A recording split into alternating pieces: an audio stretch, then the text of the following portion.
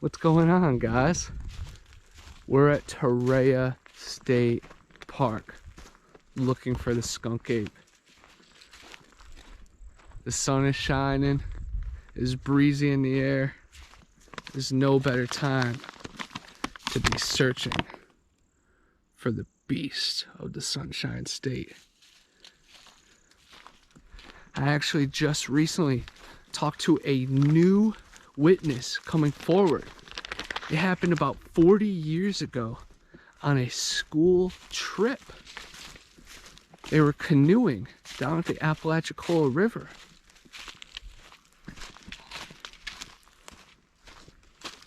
And heard a huge creature barreling through the woods. He said more than 10 people witnessed it.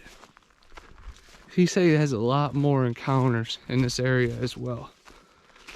I also talked to an ex-police officer that used to live right around the corner from the park. Said his grandfather used to talk about it pretty much every day.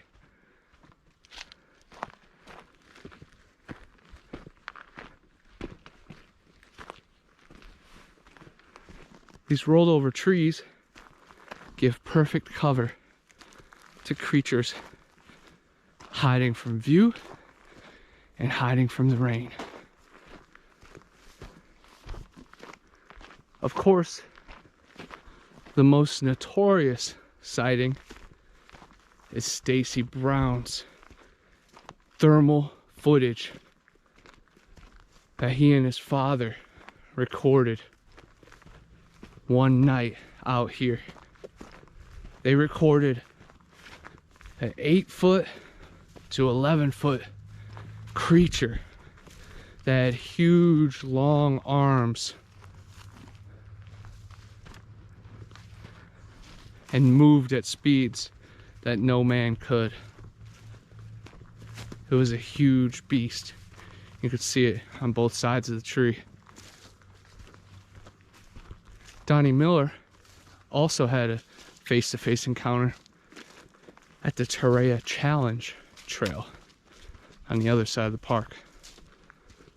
I've left offerings at the same bridge, and I'm very excited to go back and see.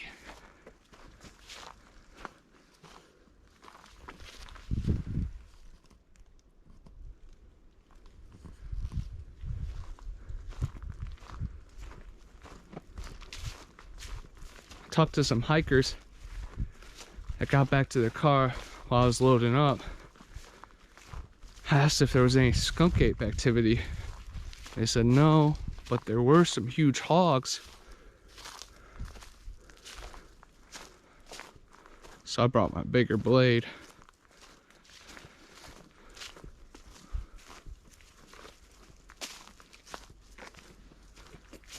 Finding Bigfoot. Filmed an episode out here. Cliff Brackman and Bobo each came out here and checked out the spot that the brown footage came from.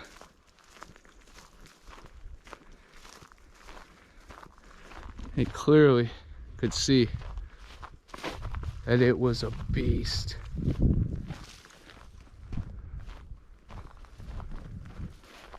There's also many caves in this area, and there's been casted footprints at the mouth of them.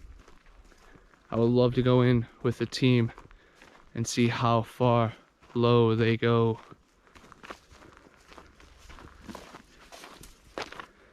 I got my compass, my light, my whistle, my EMF detector. That's a plaster of Paris.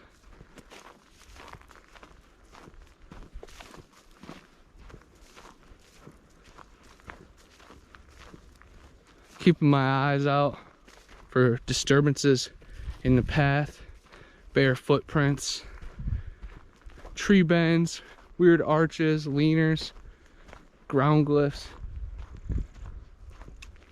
the usual suspects. But I'm also keeping my eyes peeled for so much more.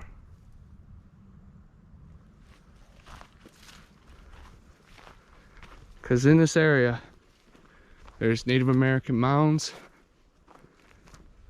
and they pull anomalies and strangeness in their direction.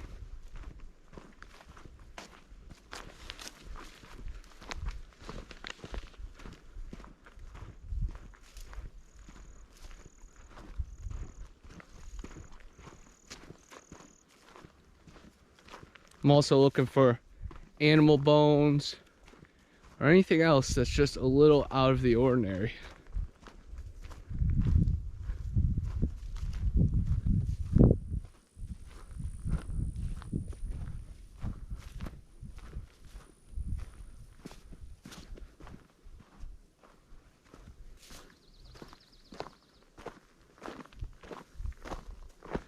The Bridges family, they live in Chattahoochee.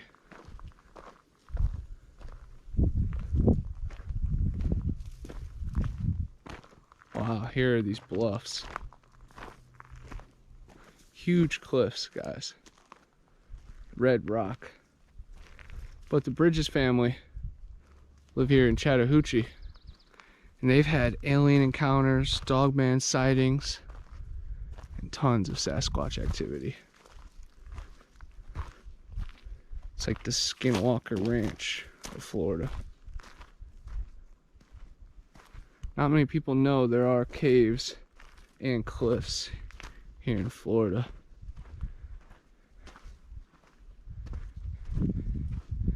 And the change of topography and landscape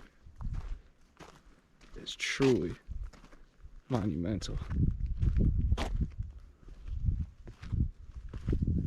This reminds me of the Grand Canyon.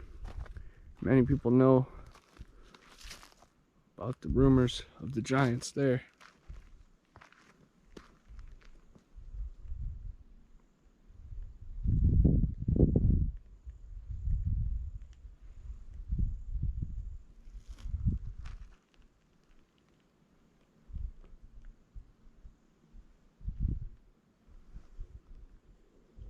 Next time I come back, I'm gonna climb down there and explore in the valleys. But that will be with Tristan, Cameron, and Ninja Ronnie. Today is a scouting mission, but just making the loop will be quite the adventure.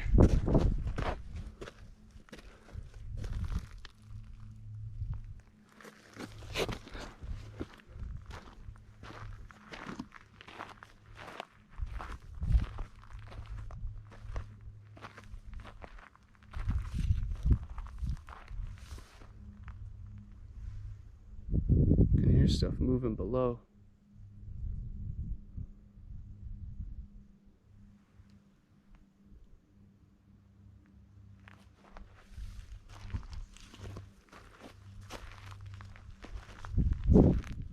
Truly amazing.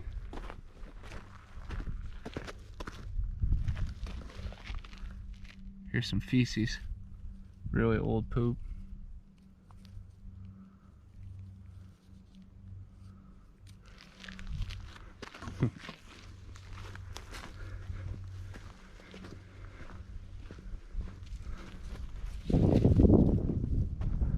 As you can see, with these trees and greenery, you can create little shelters.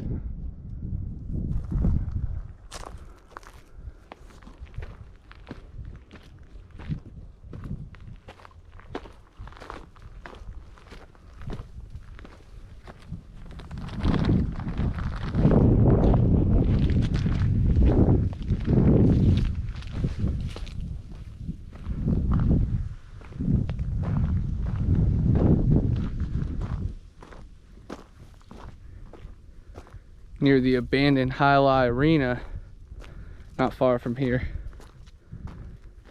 Stacy and a couple buddies of Outcast Paranormal had an encounter with a demon horse, this black, dark horse that was chasing them, then ended up rounding up other horses to try to stampede them. The story is wild.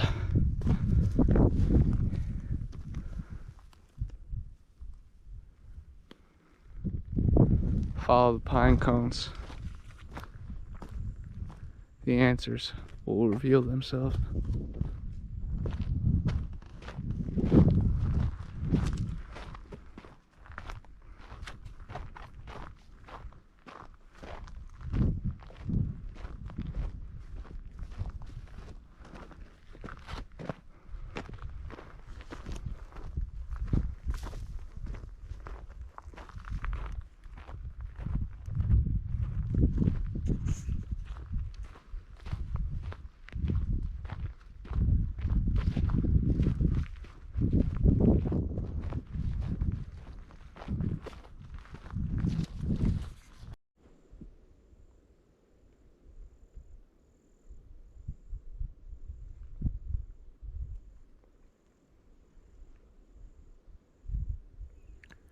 I'm scanning the wood line,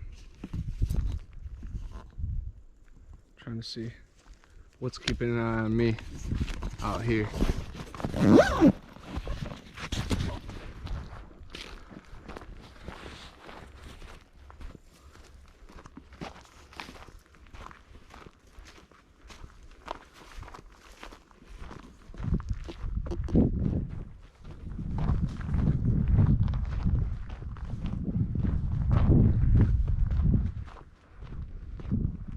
Now we're heading towards the river, which is the Apalachicola River, which sits in the Garden of Eden. L.V. Calloway wrote a book and made a documentary more than 50 years ago about this region being the Garden of Eden. About 15 square miles. Right up on the hillside used to be the edge of the old continent. That's home to 27 of the 28 trees in the Bible. Also, gopher wood, which Noah used to build the ark. The lightest and strongest wood in the world. They actually have some Torreya trees. It is the gopher wood outside of the Gregory home at the main part of camp. Hopefully our voyage ends there with a beautiful view. As long as we follow the pine cones in our pineal gland, our third eye, I think the right things will happen. The spirit molecule guides us. It also links us to everything in nature. And again, there is a cardinal, the Ohio state bird. And as many people know, that's my sign of synchronicity. And for it to be flying right over my head shows me I'm exactly where I need to be. So it's a beautiful thing. That gives me some pep in my step. Again, I'm an Ohio Sasquatch researcher. The Grass Man, the Minerva Monster, the Defiance Dog Man, the Dog Pound, the Cleveland Browns, the Elves. But it brought me down to here. I lived out of my car across America in Lakeland, right near the Green Swamp. Took the passenger seat out of my little Ford, built a bed. The rest is history. Visited Honey Island Swamp, Pascagoula River, Jackson, Mississippi, JFK's assassination location, Tucson, Phoenix, looking for the lights. Been up to the Tennessee mountains, looking for the Tennessee Titans. Been all across America, searching high and low in the deepest holes, looking for the beast of the East.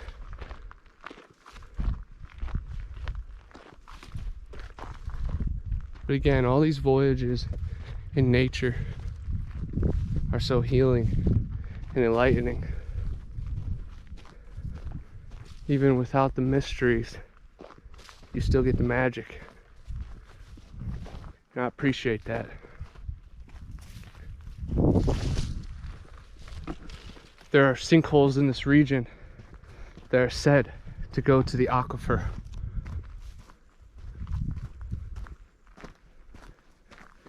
Now we go down into the valley where things get very cool.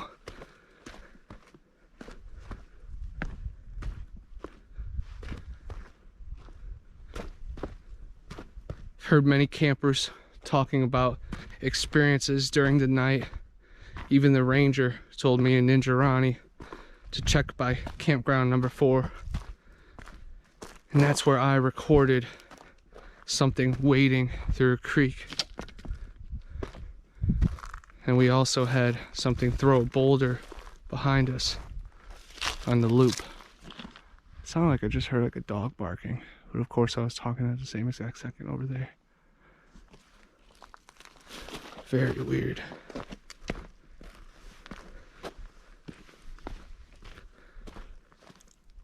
When I go to Ocheesy Landing and fish with my mom, I bring my kayak and I go across the Apalachicola River and I end up in these woods. So it's actually pretty exciting hitting it from this angle.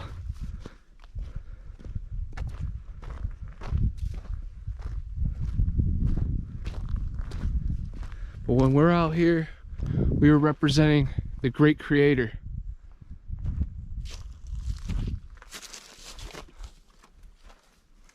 We love the man who died for them all. We're just here to bridge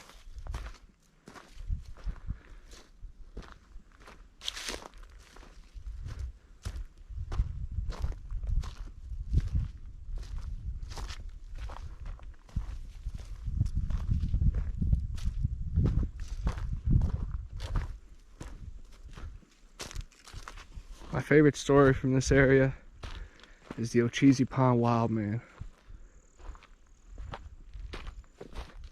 Those swamps are not far from these creeks. Ooh, a large bird just ahead.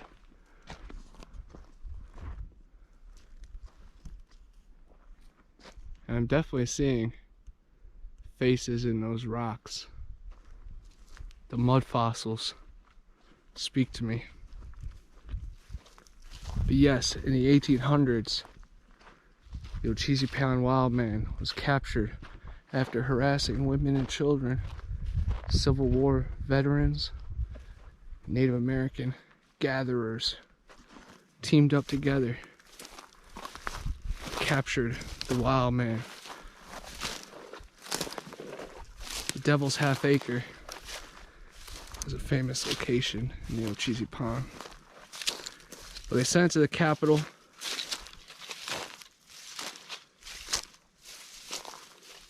And he said, no way. And he sent it to Chattahoochee Hospital, which is famous for their experimentation, cruel, unusual punishment. Gary Oldman was actually in a movie about a war veteran who was tested there.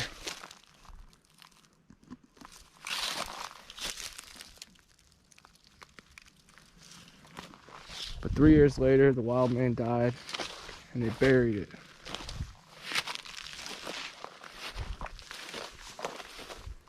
Some say they built a building on top of him. Others say he's near the golf course.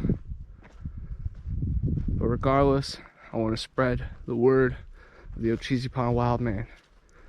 I hope that he escaped, or maybe somehow worked out a deal. But nothing will surprise me.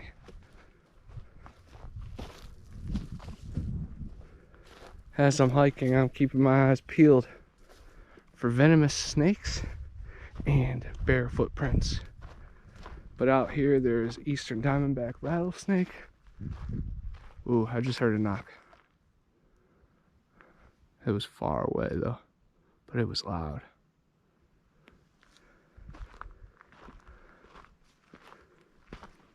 But there are eastern diamondback rattlesnake, canebrake, which are timber rattlesnake, coral snake, cottonmouth, copperhead, and then some large constrictors like green and yellow anacondas. There's also Nile Molitor lizards and other large creatures that could do some damage. If you get kicked by a deer, it's gonna split you open. This is pretty cool.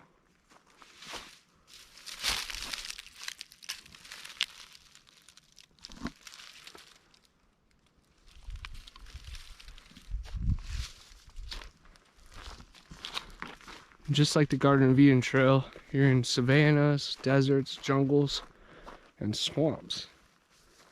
And they also do prescribed burns. So the forest is definitely different.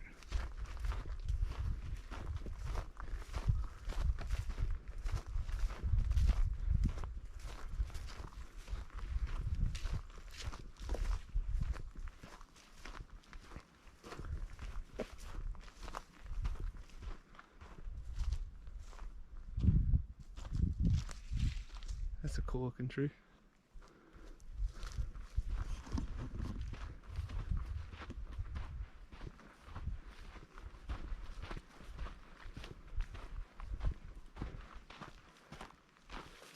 Could tell something's been moving through there. Coming down heavy down the hill.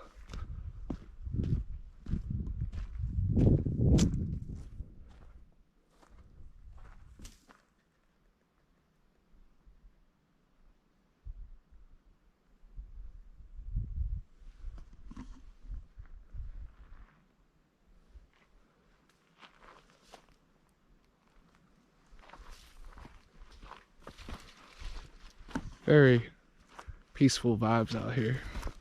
Serenity. There is plenty of well-known YouTubers that have came out here and showed the trails. Some have tens of thousands of views.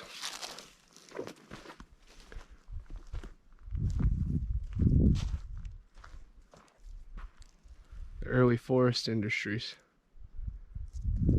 They're recognized out here.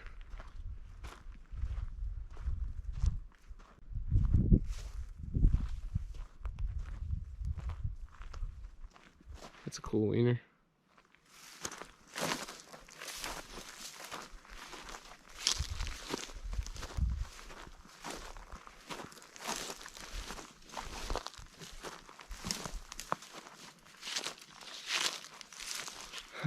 Not really a wiener, just the bottom of a huge stump. That's a perfect example of not everything is forest language. But hey, maybe even that was manipulated. The grid is filled with more than what we can see and hear.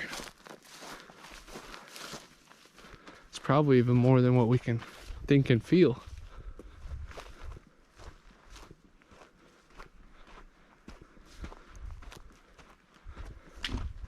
True paradise out here.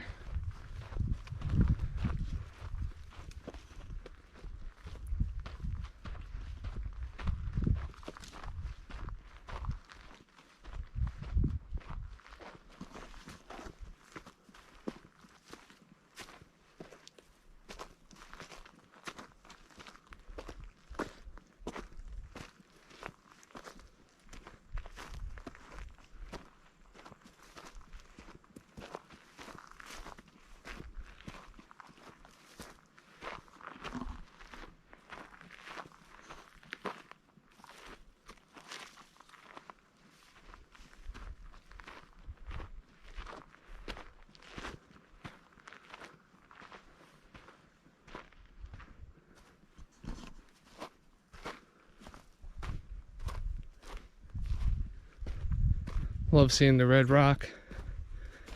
Reminds me of the desert, but also reminds me of Providence Canyon.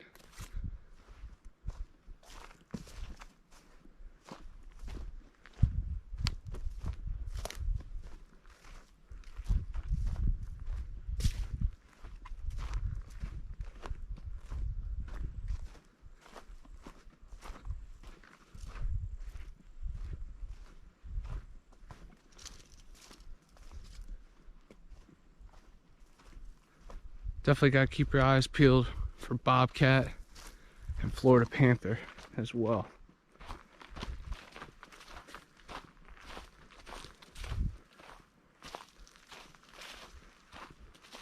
I've yet to see a bear on my hikes, but I know they're out here.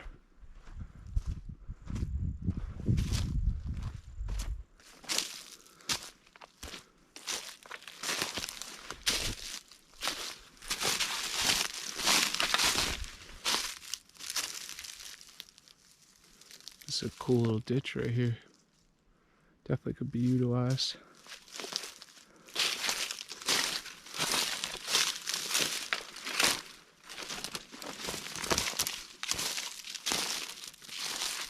Something's been laying right here.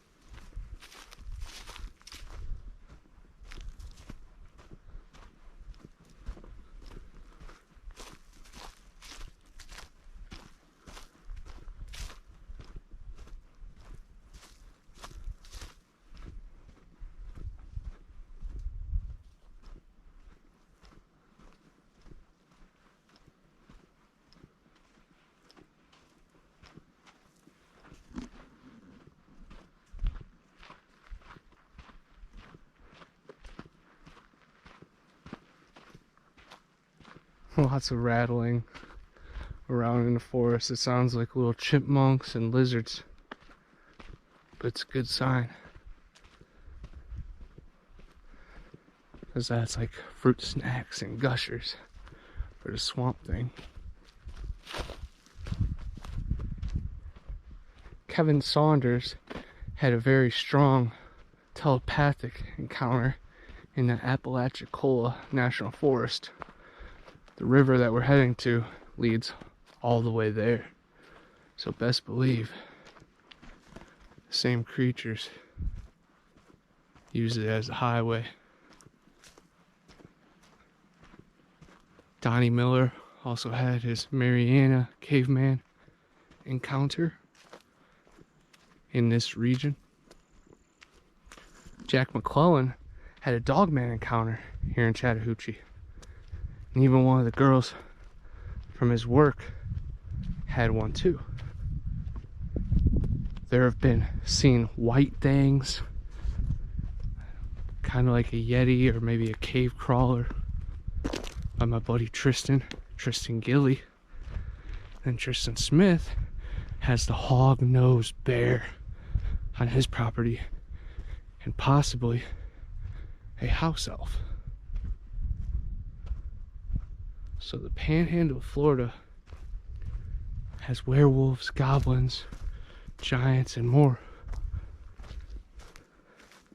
So yeah, we can watch antlers and lamb, but we actually have the Cohelee Creek Goat Man and Huggin' Molly and the Mobile Wolf Woman.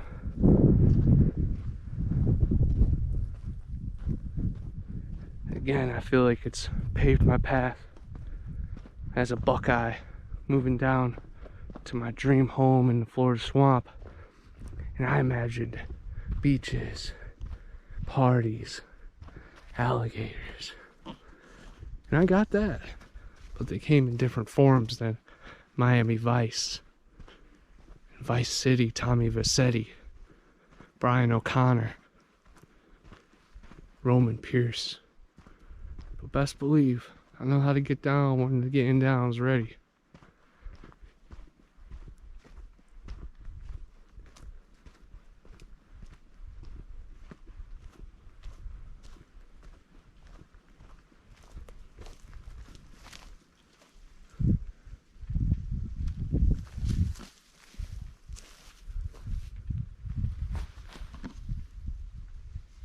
This one one's old and the light is killing it right now, so I might have to, yeah, dang. There's a glare, all this bright is killing it right here, but the dirt, looks like it could be a right foot, big toe right here, and curling down that way, right there. It's a wide foot and it's old, and the sun is hiding it. Does it all go that deep? Is everything calculated? Are we stuck in the Matrix or trapped in a code? Asleep in the machine? We have to break free from the establishment and even the binds and vices that hold us down. Have to think outside of our own boxes, challenge ourselves and test us. That's what it's about.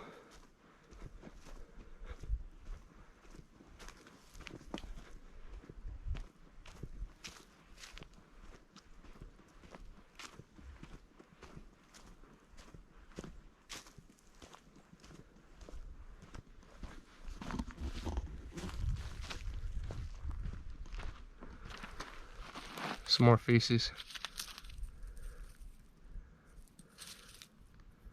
Looks like coyote.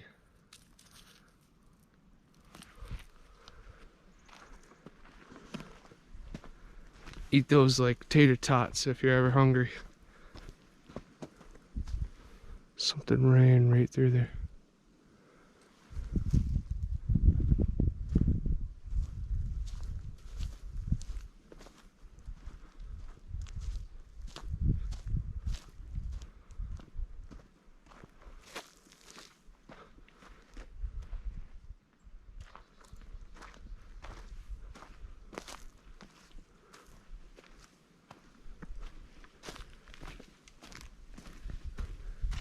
That's pretty cool looking.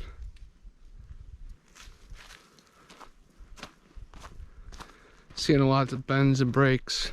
The sad thing is, it's hard to tell what's hurricane and what's not.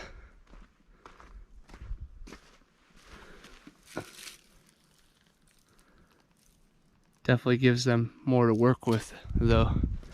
I'm sure it adds cursive to their language.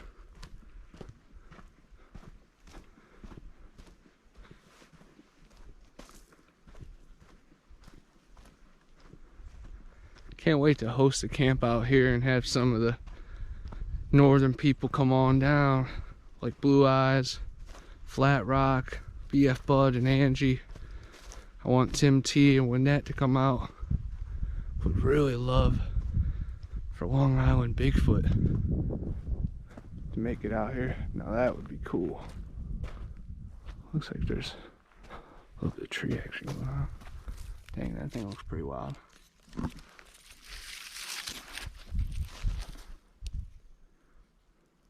Look at that.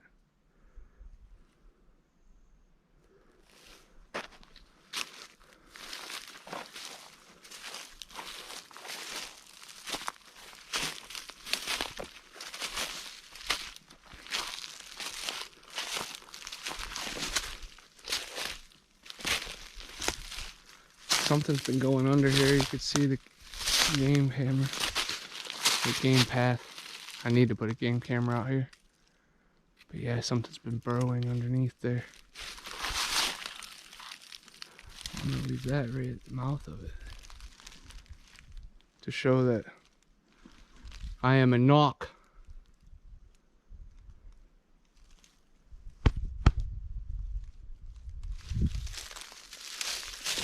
They know me.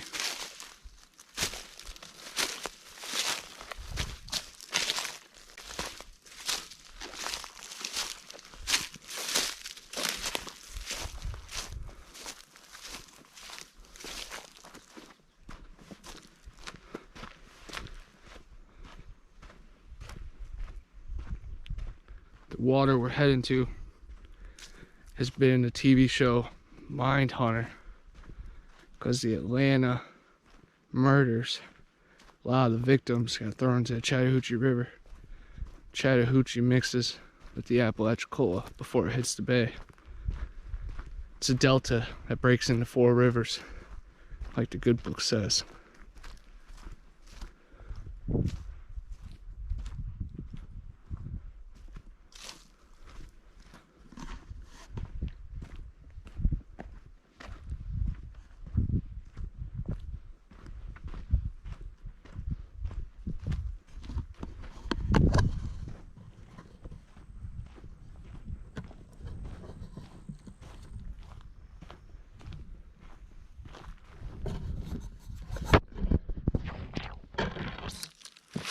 We're gonna do some hand claps out here, see if we can generate some action.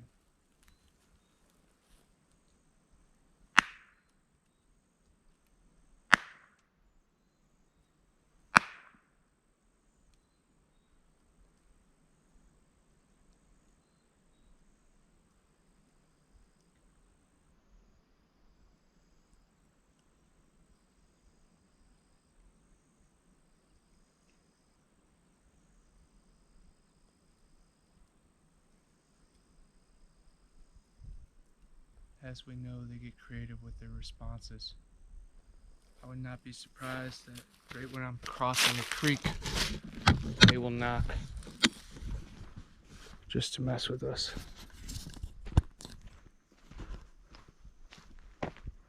Gotta enjoy their personality and thought process to challenge us and to play mind games. Kind of like how lovers and best friends and even worst enemies, they'll try to figure each other out mentally. Sometimes we just gotta be. I'm trying to look into all the windows that they would not expect me to tear into.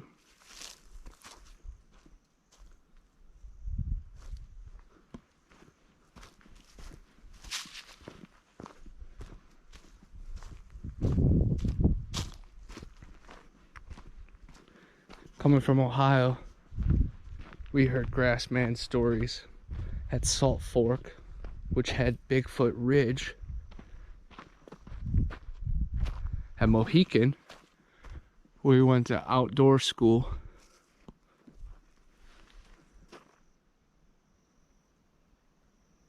Hocking Hills, which had Old Man's Cave. And of course, the Cuyahoga Valley National Park, home of the Grassman, home of Helltown. It's also Boston Knolls. It's a good ski and snowboard place. But I grew up on Boston Road, which if you follow that peninsula all the way down, takes you right to where the Cabbage Man lurks. The Brecksville Beast. The Brunswick Blue Devil. I didn't know if it was a chupacabra, cave crawler, or Nephilim. We could see the water. And now, you start to feel it in the air. There's more places to hide. Heard a slight knock or crack far back. And right after I did my claps, I heard some noise. Nothing like strong response, but just noise.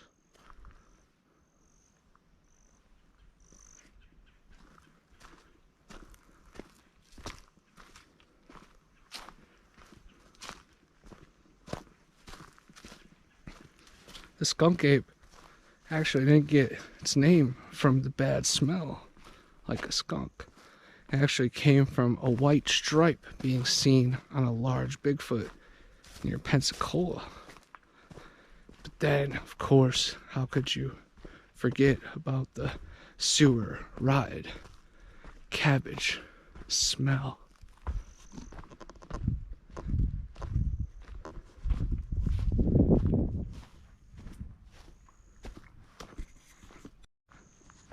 Here's the Rock Bluff campsite.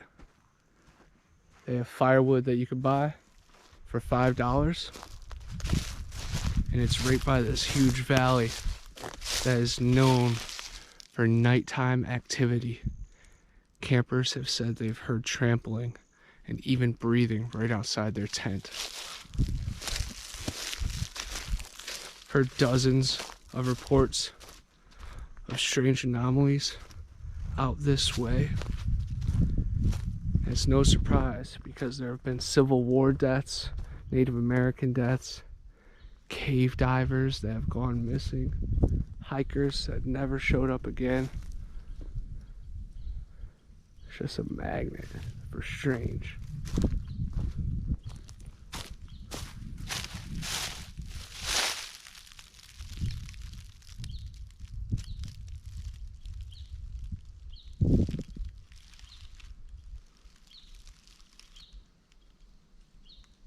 Again, not to sound like a coward, but I'll make my traverse down there next time with the group, because I want to see if there's caves below. But that's interesting. Floating branch.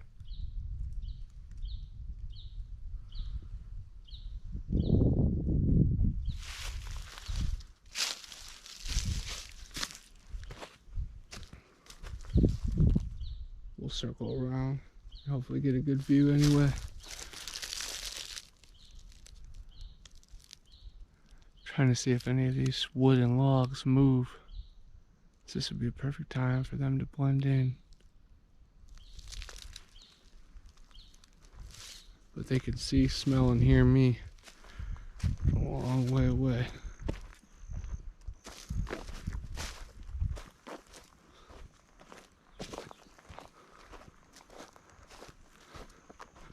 The porta potty. What happened to pooping and burying it?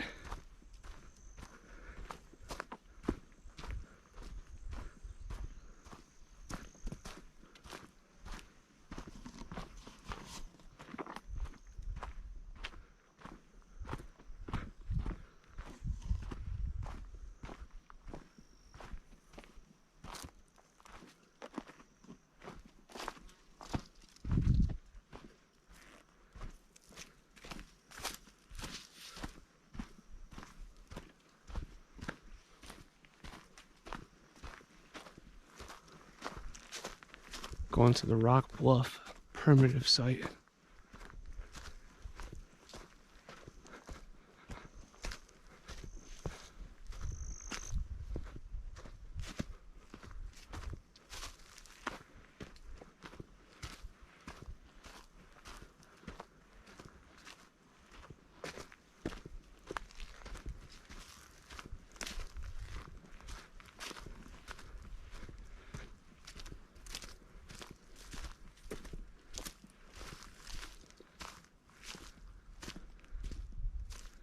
How amazing.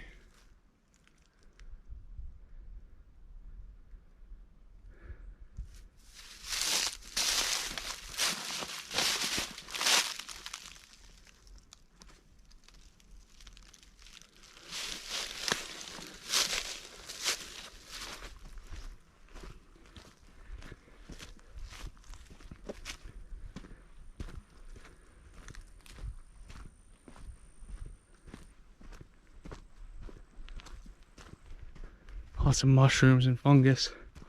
Of course, berries and other edibles are out here. Definitely enough.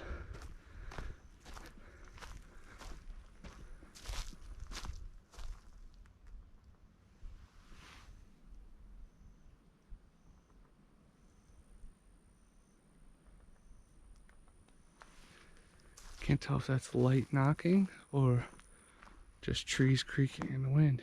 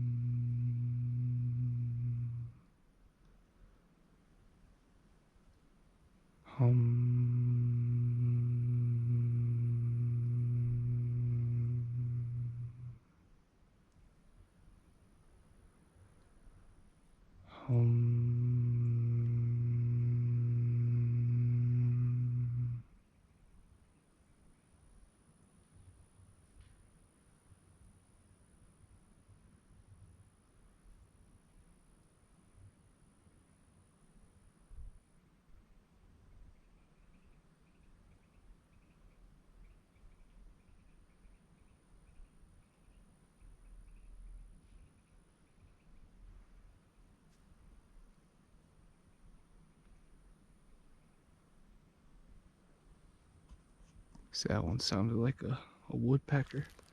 The other ones didn't.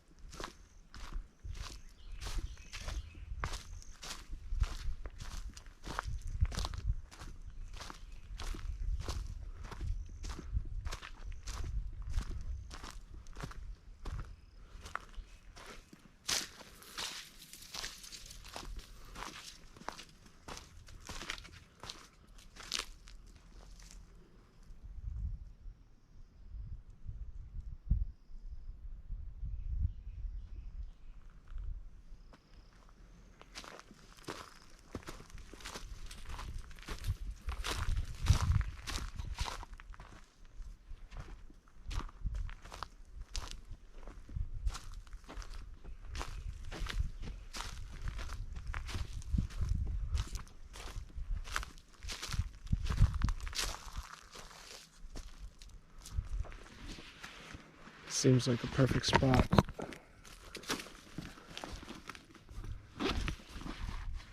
to leave my offering.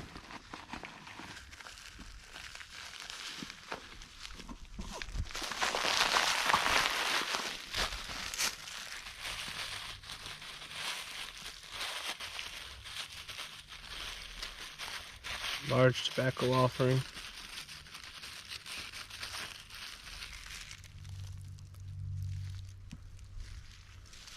For our hairy man friends.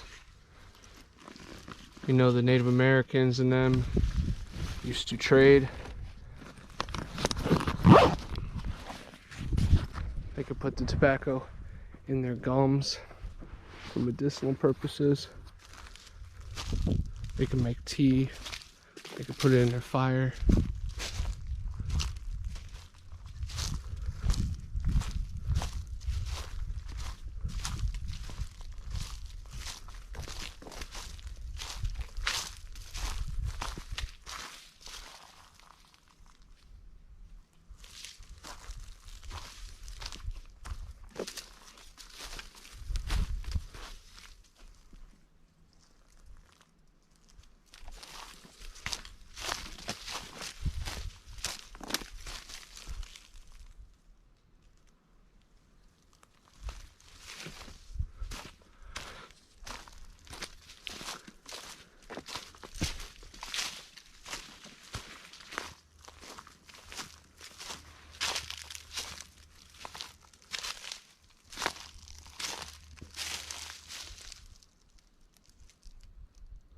This is definitely a dense area.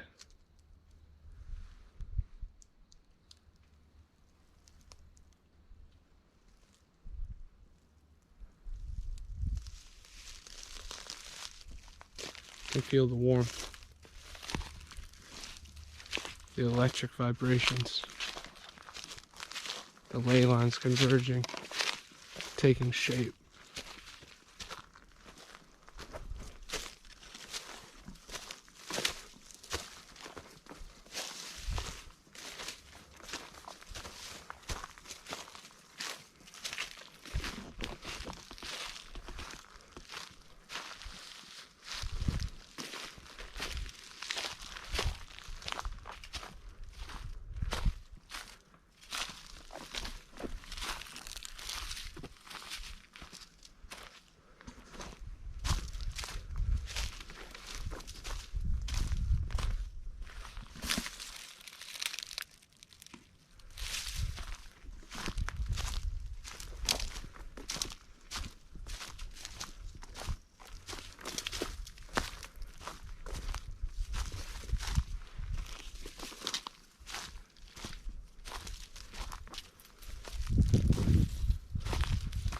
You can tell something's definitely been working its way down to the water.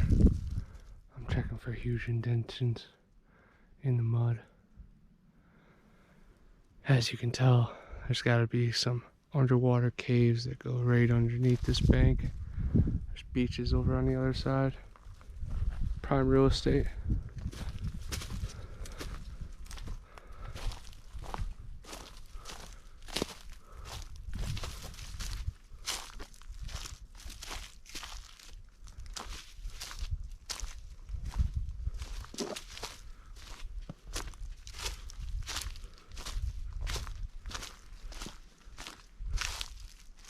Little lagoon, swampy area.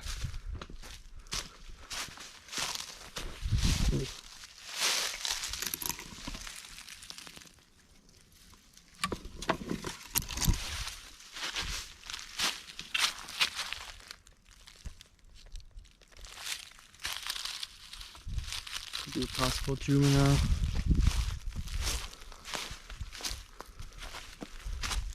Wow.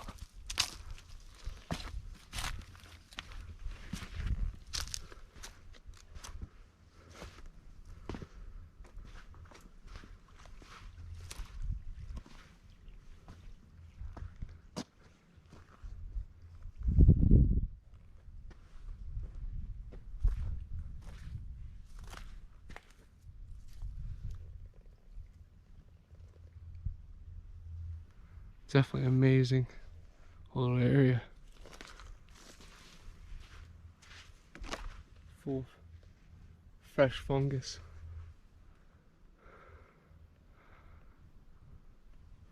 Wow. I have my EMF detector out here just in case something gets really strange. Hopefully we can pick up on it. I've had this thing go off in caves, graveyards, and even my own house when things started getting weird with the weather.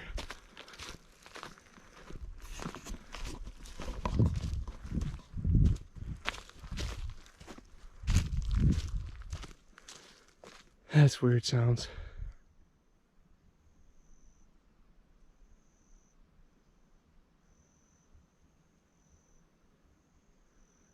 Sound like kids playing. Then it heard a couple pounds too. I'm sure these campsites get weird at night, and I can't wait to experience and share it.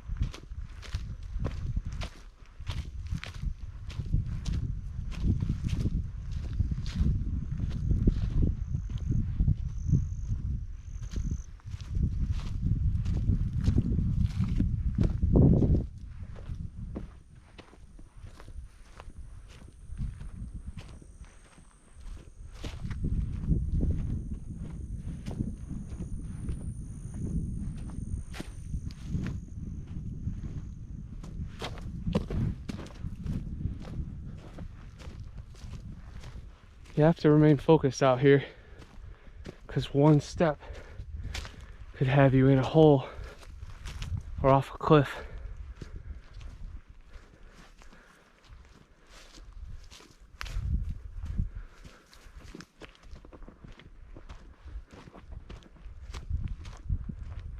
Right now we're using a back camera like Scott Carpenter up in Tennessee.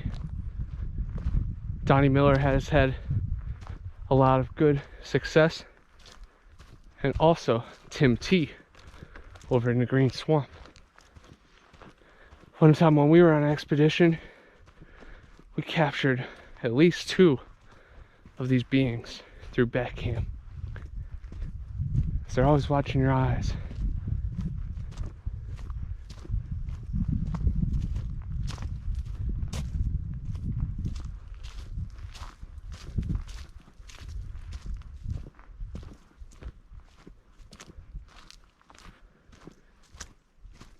Damien and Northman's Keep, they do a good job of locating creatures. I also get comments from a lot of other good people. Keep up your hard work. The last one I filmed at Torreya, a lot of people said they saw things. Black big noses, white faces, a little bit of everything.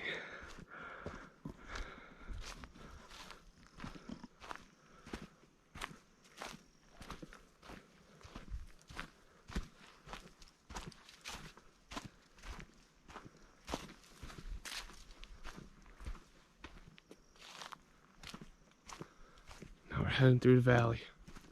This is really cool.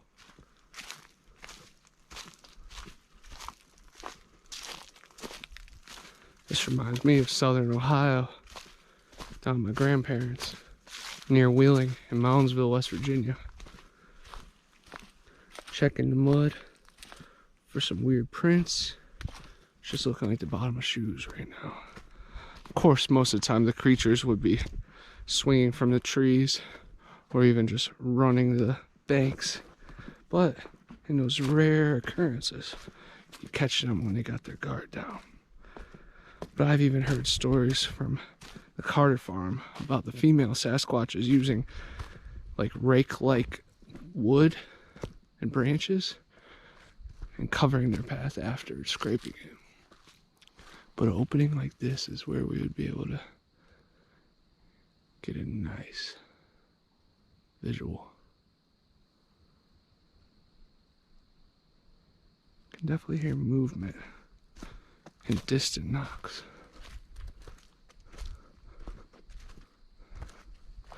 And sometimes when the river's real high, it'll come all the way up to here. But you can see where the hogs have been rubbing down there, causing damage. Giant boar with huge tusks that will rip your legs open. Get more than that if you can't Get out of the way in time. Come climb down this bog real quick.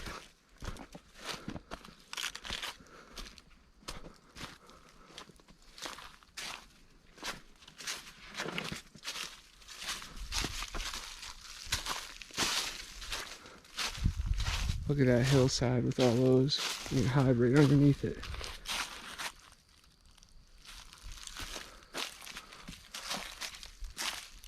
This ground has been ripped up, but that's where you find the Sasquatch tracks.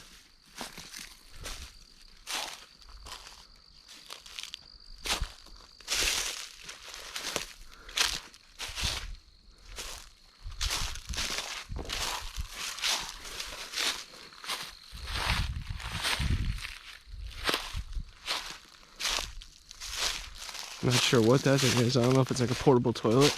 But I'm not even bothered getting close.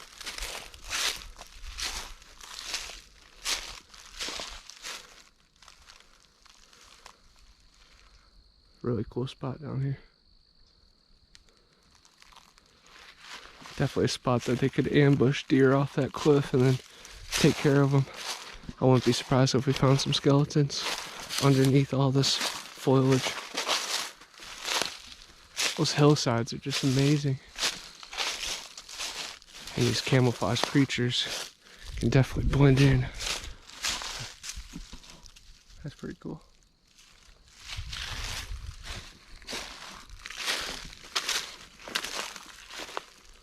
Keeping my eyes open for hair, just in weird spots that they would put their hand or even drag their feet.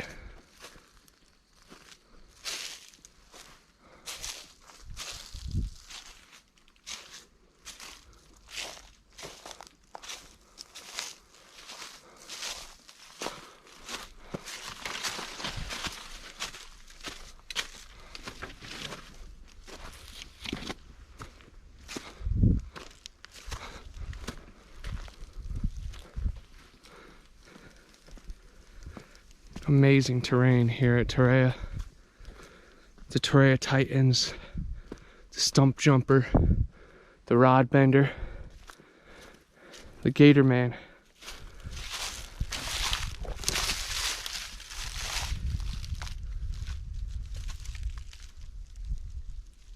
No swimming. Alligators present.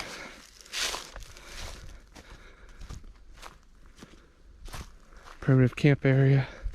That's what we were checking out.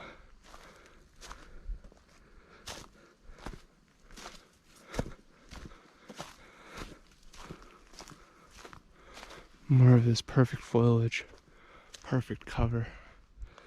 There could literally be a whole tribe of them around, hiding behind the Spanish moss.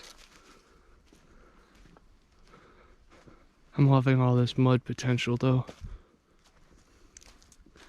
I'm constantly looking and on high alert here. But I'm able to, let my guard down and become one with nature as well.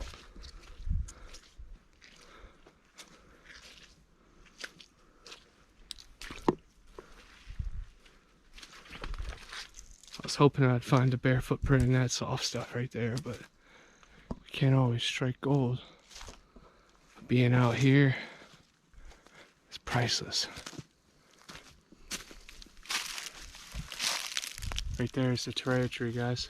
They're protecting it as it builds up stronger. Those are the pines. We'll see one out in the opening. There's another case right there. I talked to a botanist in Chattahoochee, and they're doing a restoration project. I'm sure with this pink, they're trying to regrow it all on this bank. That is a miracle. That is gopher wood, guys. That is what Noah used to build the ark. The lightest, strongest wood in the world. That's gopher wood.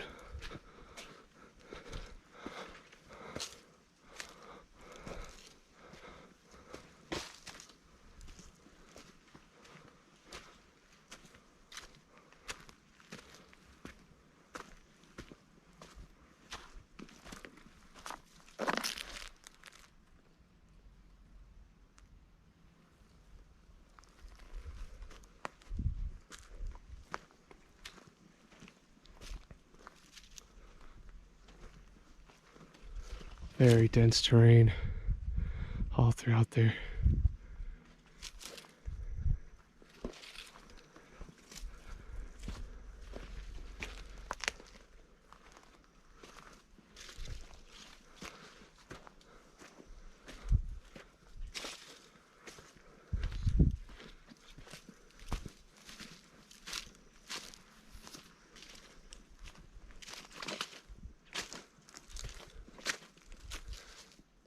I'm hearing like ground pounds.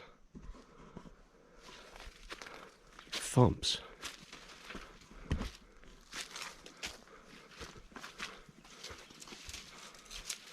Look how steep this is.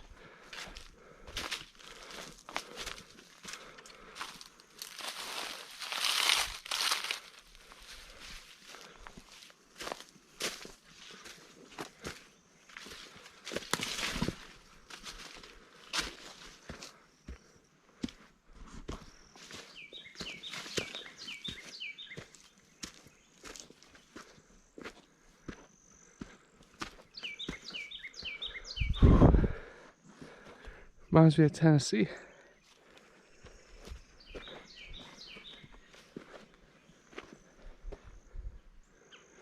The best thing about being out here is getting stronger every day. Healing. But also my endurance, my heart, my legs, my core, my mind, my body, my spirit.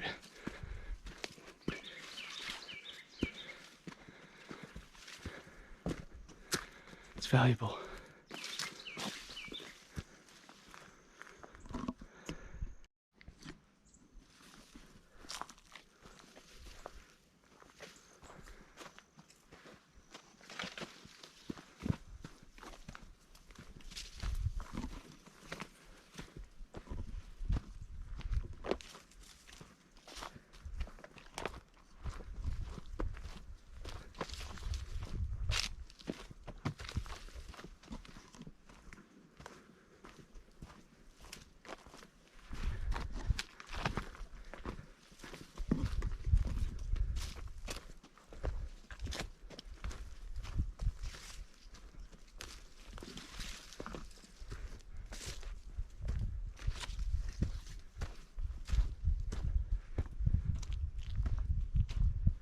This definitely feels like the Garden of Eden trail.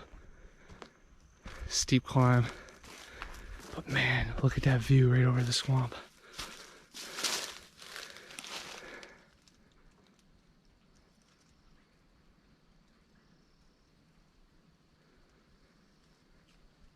Oh, that was a weird sound.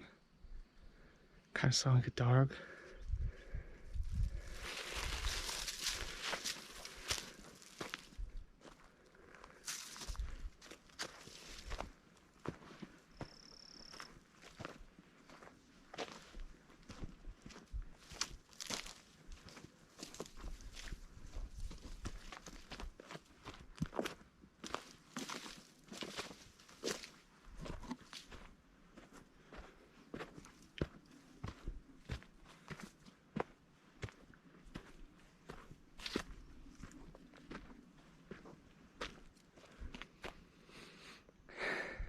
Kind of smells like cinnamon, which I know Mel said the Sasquatch used to lure people in.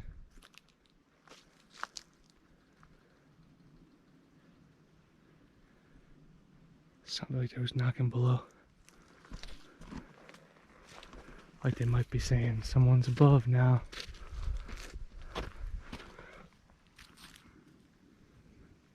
Really old feces.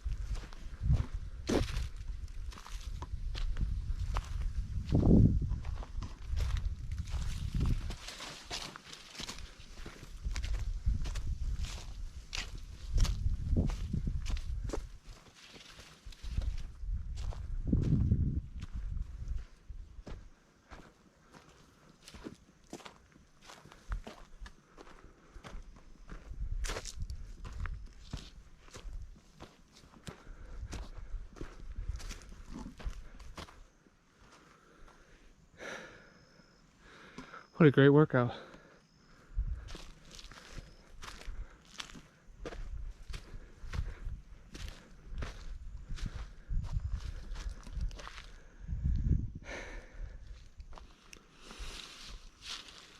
Deep breaths are good natural calls to Sasquatch. So are farts, burps, coughs.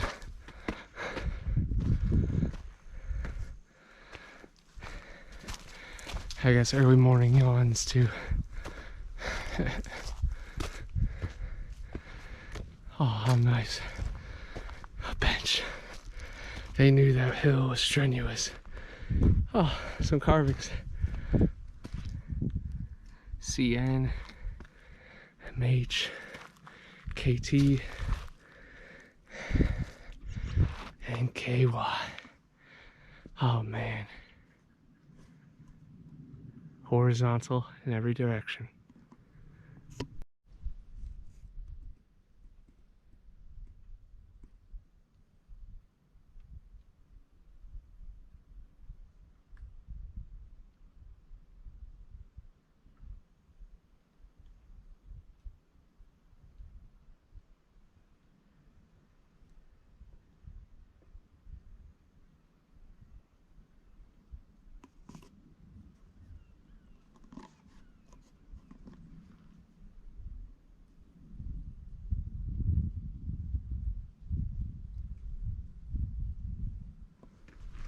There was some light knocks, but then there was some heavier tree knocks as well.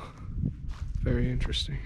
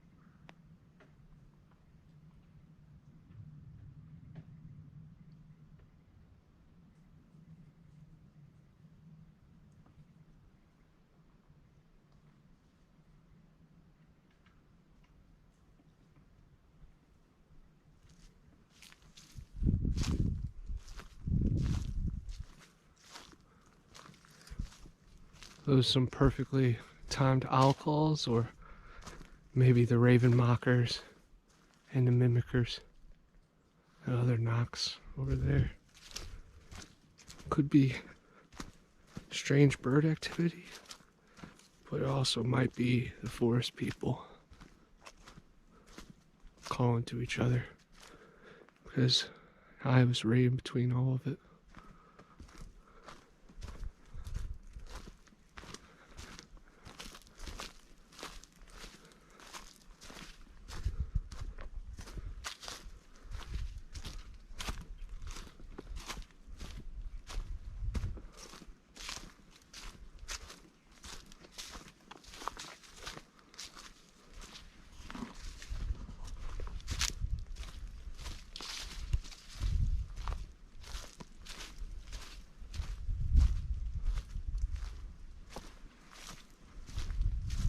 I feel like entering a labyrinth.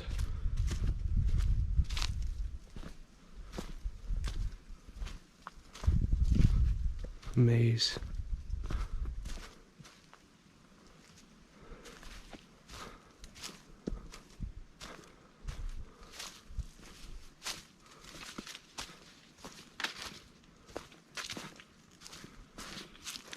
They call this Spanish moss, not because it comes from Spain, but the men that came over on the boats, by the time they reached America, their beards looked like this. Perfect cover. Kind of looks like a ghillie suit.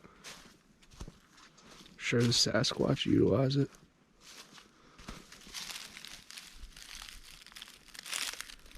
I have a tick on me. No freaking way. I hate ticks. Ouch. I thought tick season was done, man. It's winter time. Oh, now I'm gonna be itchy. I was hurting for a while. I was wondering what it was. I was like, it can't be a tick. But guess what? It was. It was.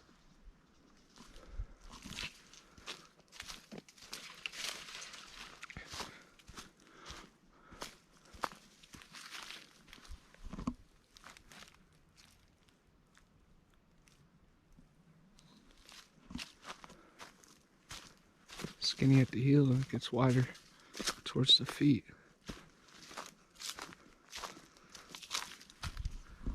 Same thing.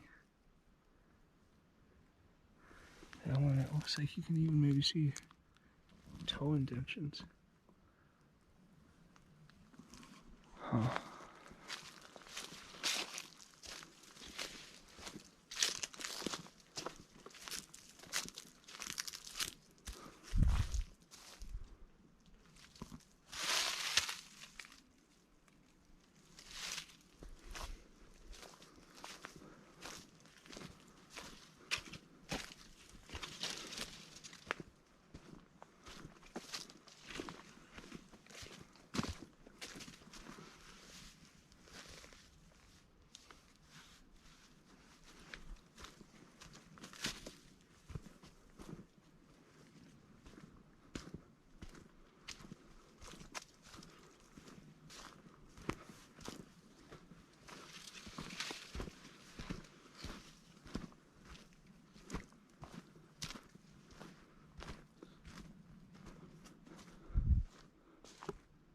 Again, the hillsides are so dense.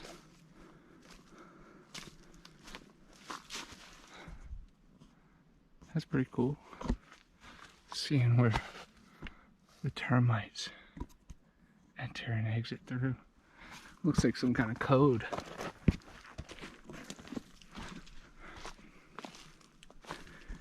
The world is an electrical grid. Waterfalls are ancient plumbing systems. Stadiums are placed on pressure points. Even the highways are put in specific positions to harvest energy.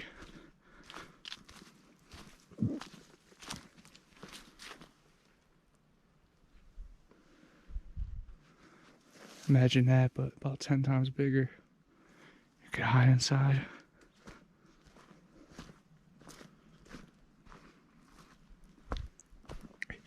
And cover it with a bunch of Spanish moss. You'd be in business.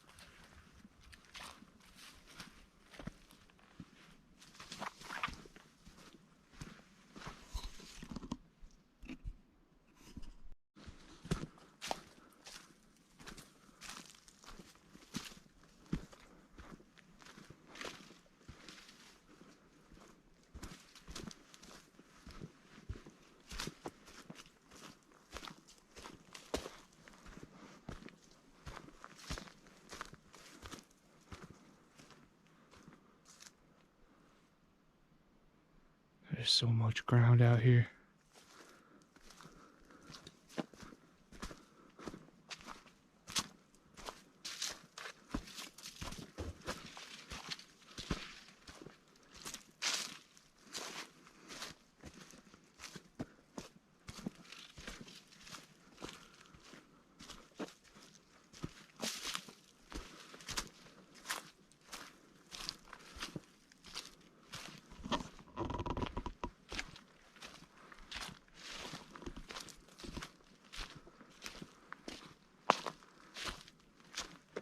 Snap was me So hopefully it will trigger some response.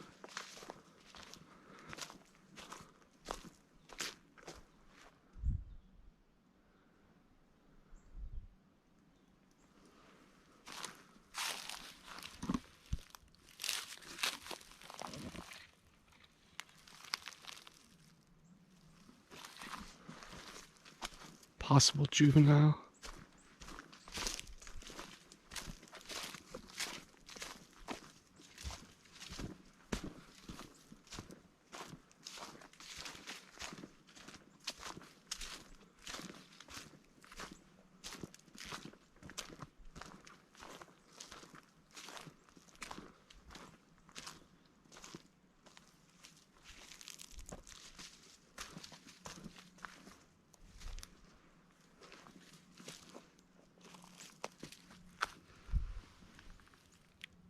Hard to see on camera, but right foot, big toe, going that way. And right here would be the heel. That one, the toes kind of stuck out to me as I was walking past it.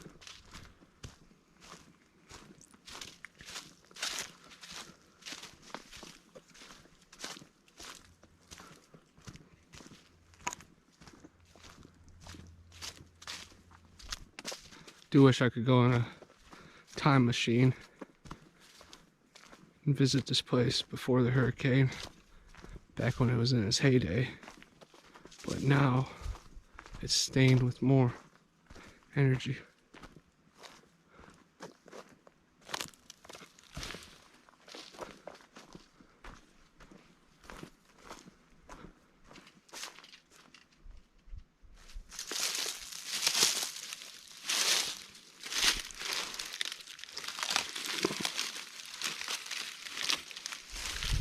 Huh.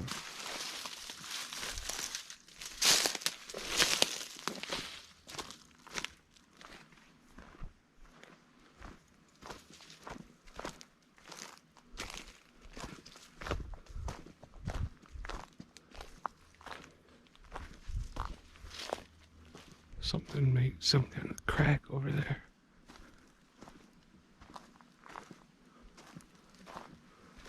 Very, very low visibility, but best believe these creatures can see us.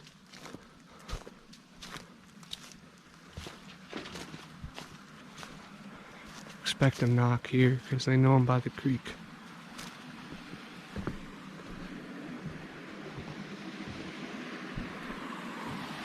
Wow, nice little waterfall.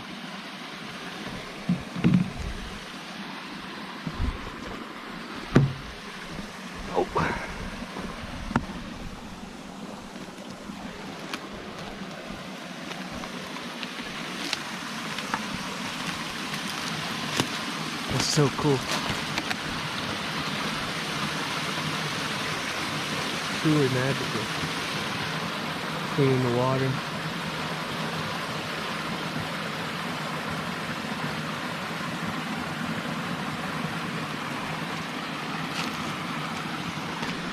I found a piece of red jasper that had been worked on, kind of like an arrowhead, in the creek here a couple times ago.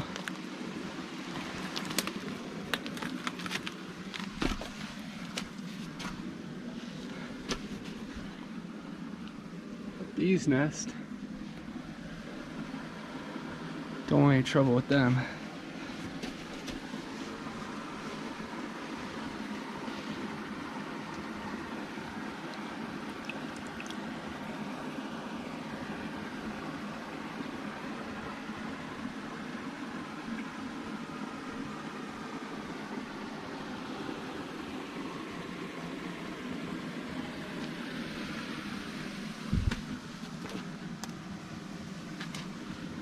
Keep my eyes peeled for cottonmouth.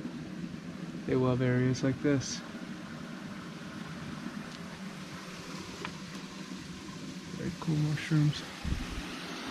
They say to check in the roots for arrowheads and knives and relics of the past.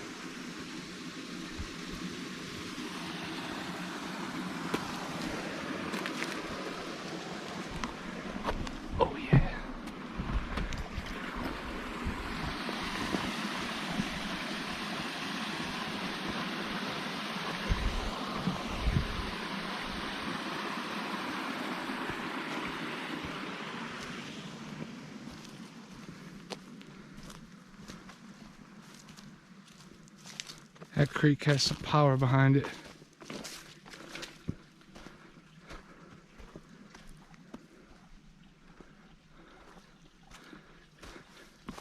Now look how cool this is. This flows underwater into the hole, and then there's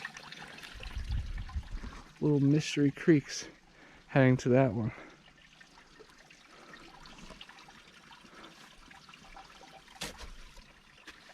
Truly amazing. Just shows what kind of special oasis this place really is. Why Mr. Calloway believed it to be the Garden of Eden. Every time I'm out here, I think he's more and more right.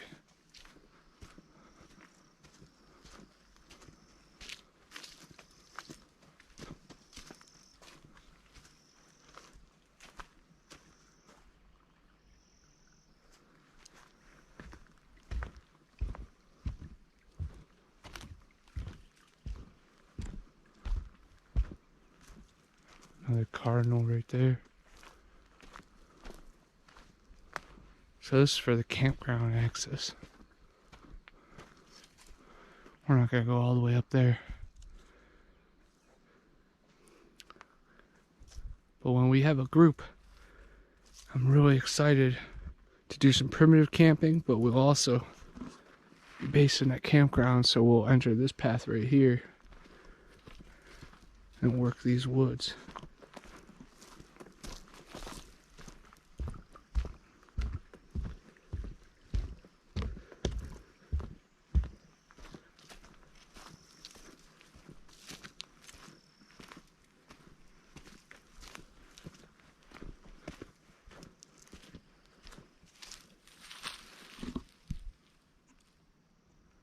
Another one where you can kind of see the toes.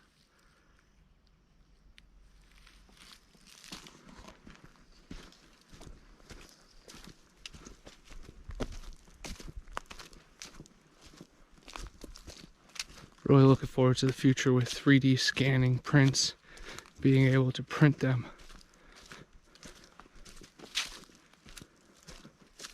I think there's answers within the roots of the forest, in the leaves of the trees, in the berries of the plants.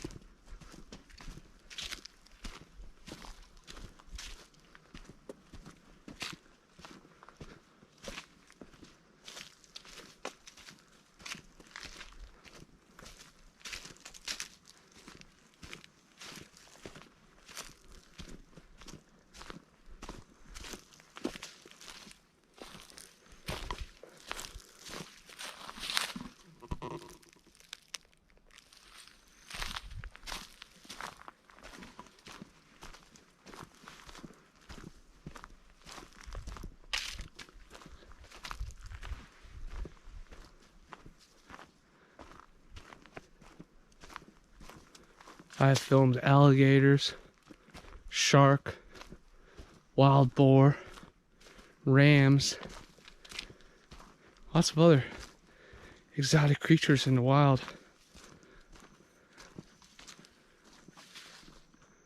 But my skunk ape pictures are my favorite, because you never know what to expect when you're out here.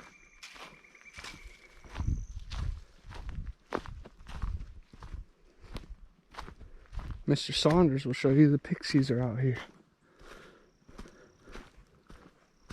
Gemma Jade will teach you about the Fae. Evan from Occult 45 is in communication with elves. Josh from Trippy Times contacted by the Anunnaki. So when we spread our wings, we could be in these same stories too.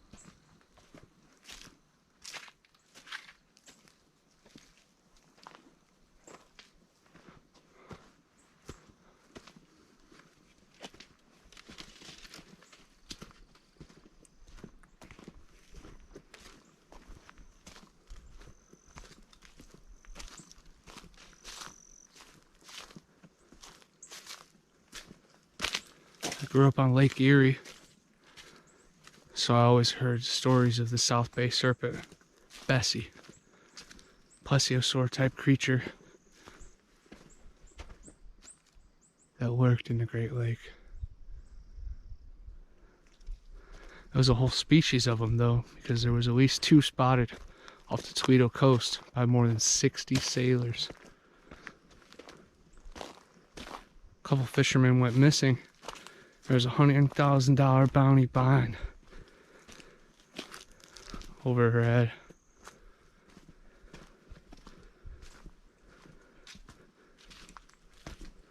The bounty held strong for many years, and many people went out there hunting her.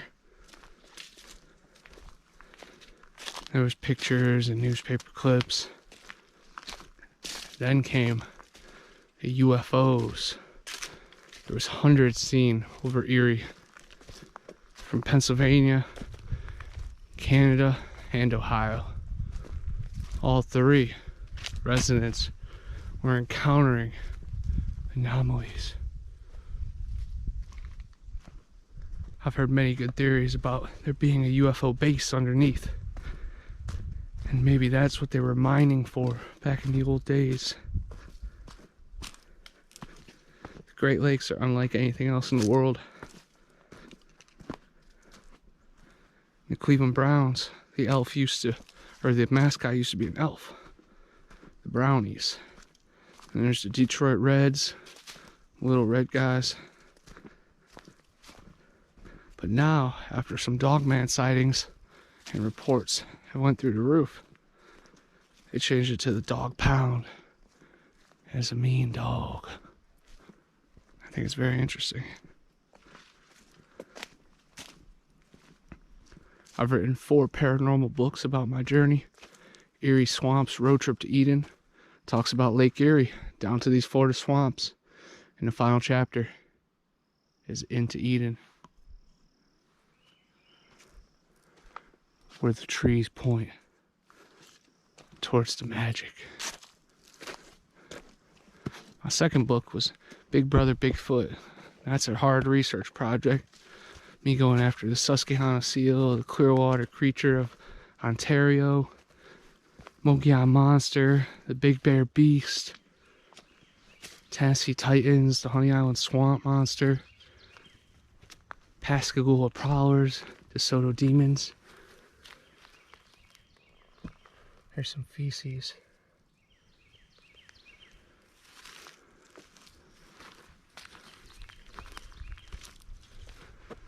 Again, another bog to my left. Perfect to see a creature just whooshing through.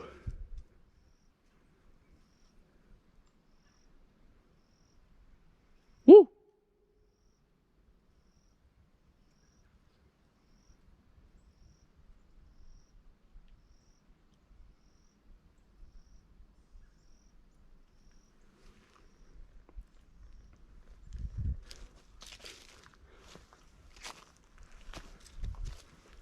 My third book was Monsters and Mysteries Around the Corner. Talks about how we don't have to look far. Just saw a weird brown thing over there. Can't tell if it was my eyes playing tricks on me or really seeing something.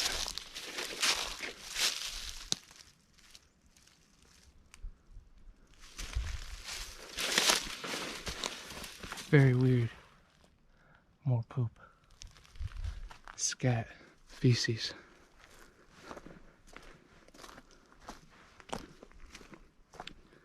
My good buddy Flat Rock Booger has to deal with these creatures on his property. They've slapped his trailer.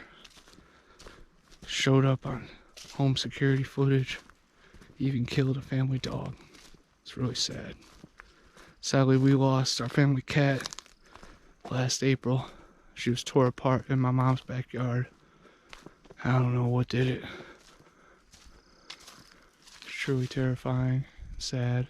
Made me question everything I'm doing out here. I felt like Eminem with Like Toy Soldiers and Proof Tide. You can make the best music, but if you lose your friends, it's not worth it.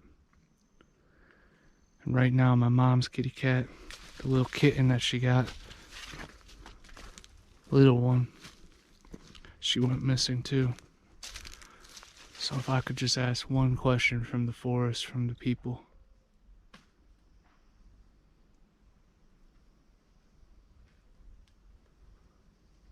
To bring back my mom's cat.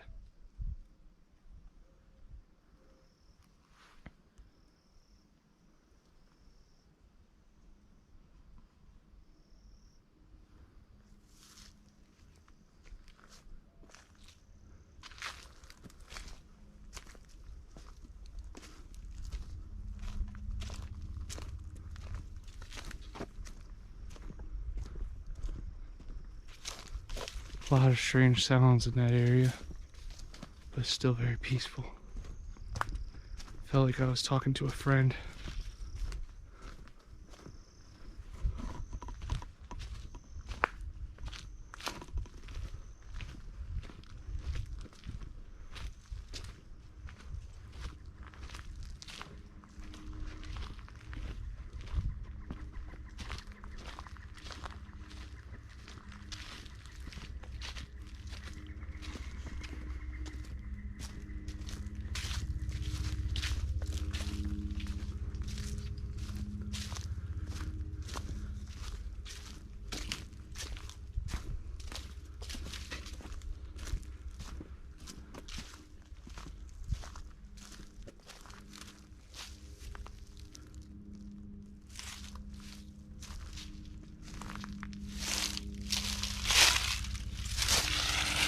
Got a vibe from this tree.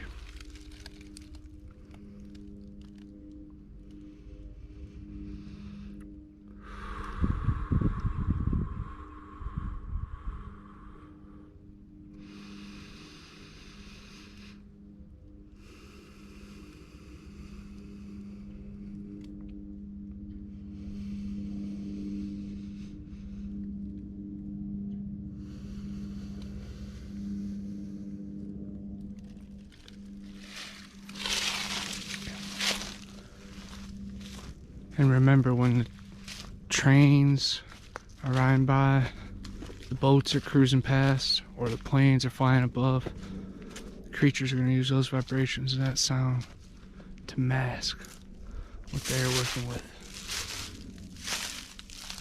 It's really crazy seeing the shelves and also disintegrating away.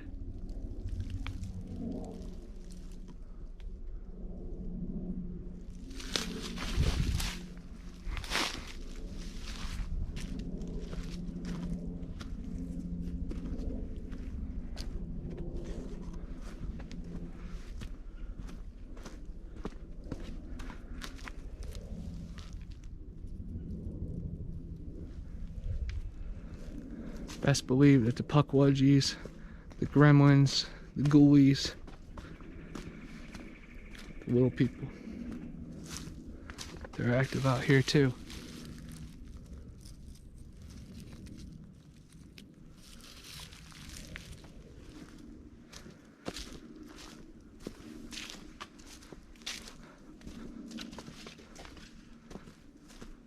Leprechauns, Tinkerbell, Keebler elves, Will Ferrell, reindeer. There's something to it, guys. I love all these bogs. Reminds me of the Honey Island Swamp Monster footage.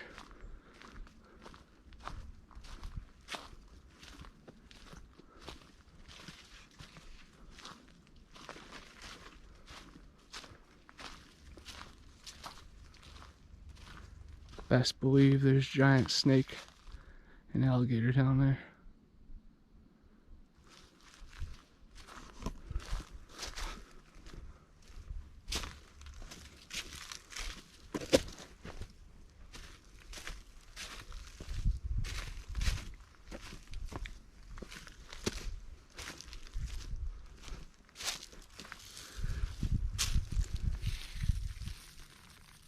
At first I thought that was hair, That's just old Spanish moss.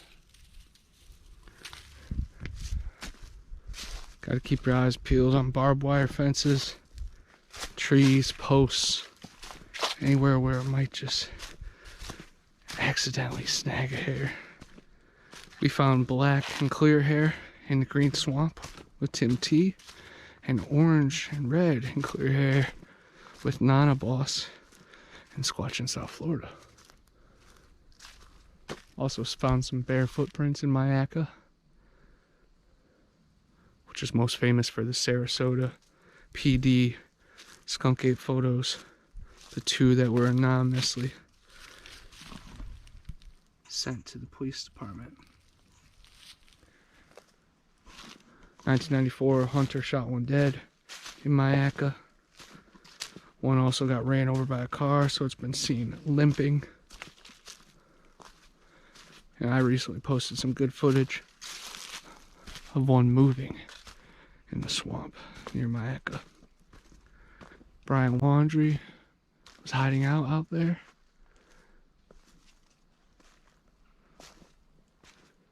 And the Crawley Nature Preserve has had tons of activity.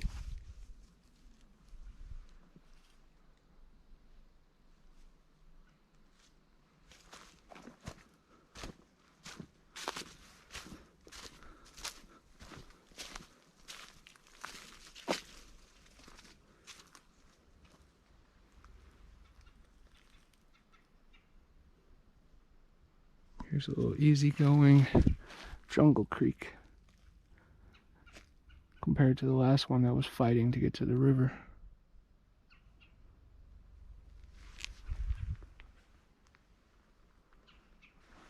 This is a little valley here, and you can hear things running in the banks.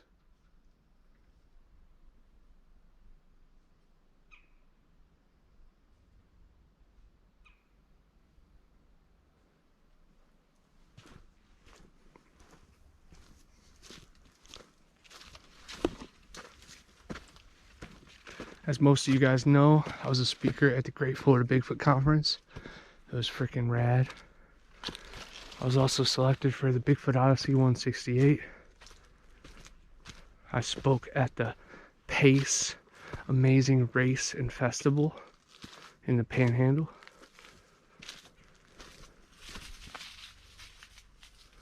Porcupine. Or, not a porcupine. Possum. Hey, buddy.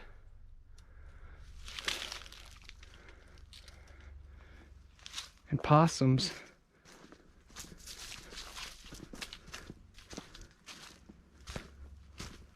they're able to eat ticks and not get rabies. There have been pictures of them eating off the deer. So I'm guessing the Sasquatch used them as little pets as well. It's really cool to see one. I don't know why I said porcupine. I must have been thinking Sonic the Hedgehog, Supersonic, Seattle, Sasquatch. It all connects.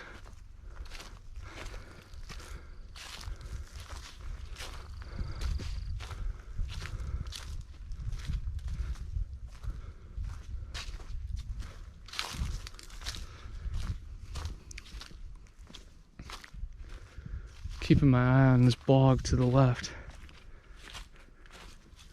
because I'm definitely getting vibes from it.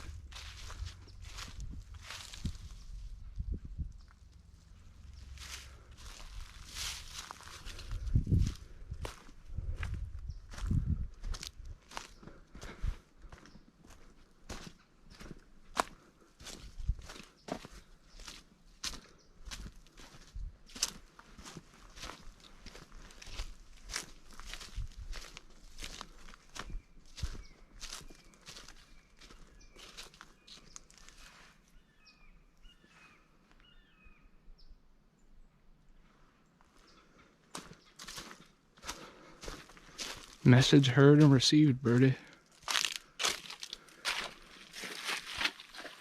Of course, that looks like a boot.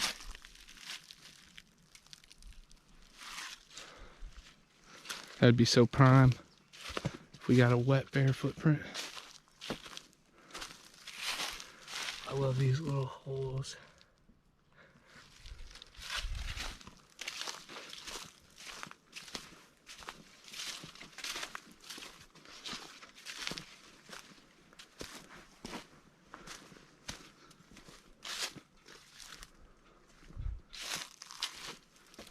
There's a cool movie. It's a Christmas anthology series about Krampus. And a family's out in the forest looking for a Christmas tree to cut down. And the son goes missing. And he actually is found inside a tree like that. And that's like a replica of him. A wildling. Or like a changeling.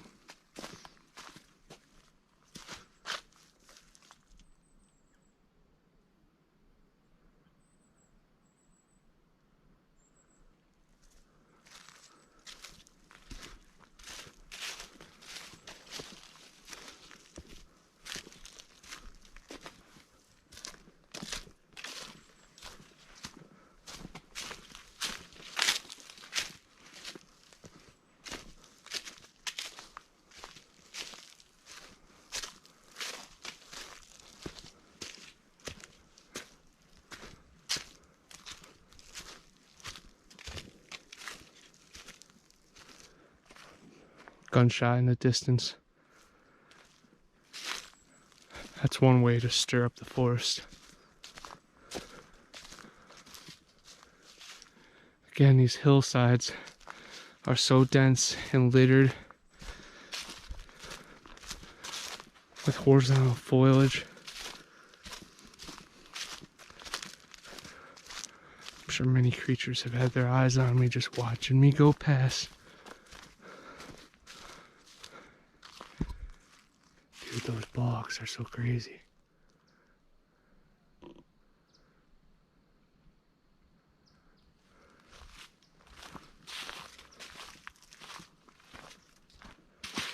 I'm sure the wild man goes right through that at night.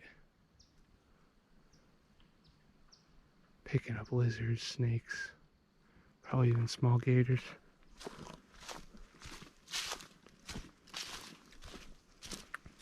There are stories of cat-eyed people, lizard men, even thunderbirds in this area. That'd be crazy to come upon a high tree nest.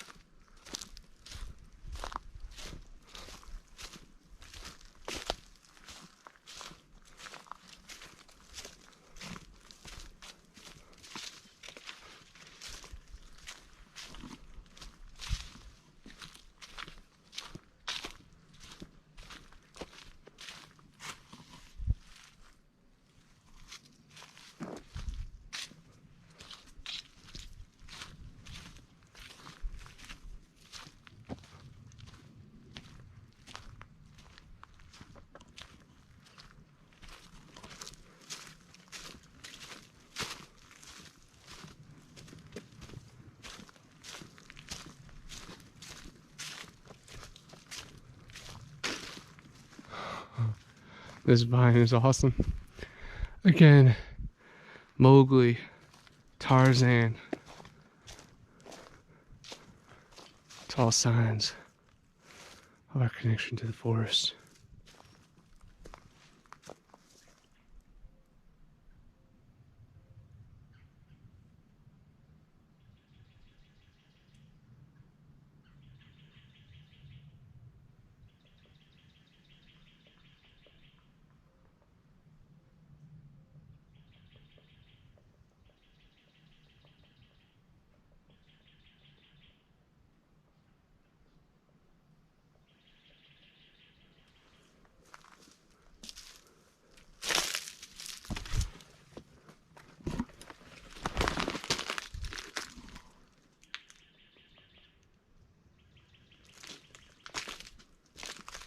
Trying to get a visual on what's making that sound.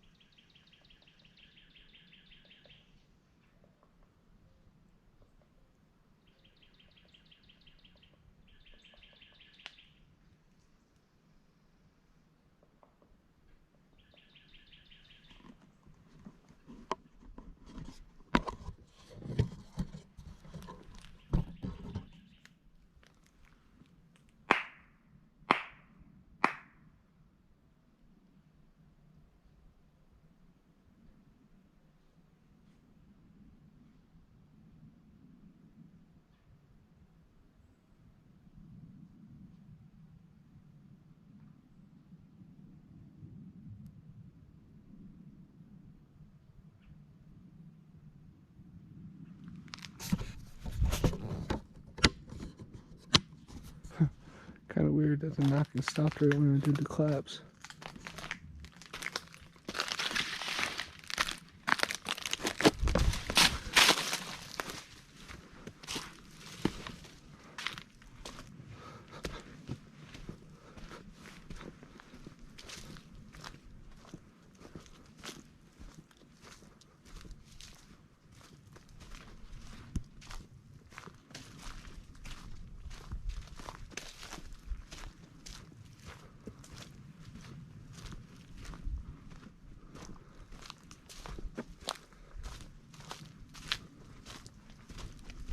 Circling around, might get an angle.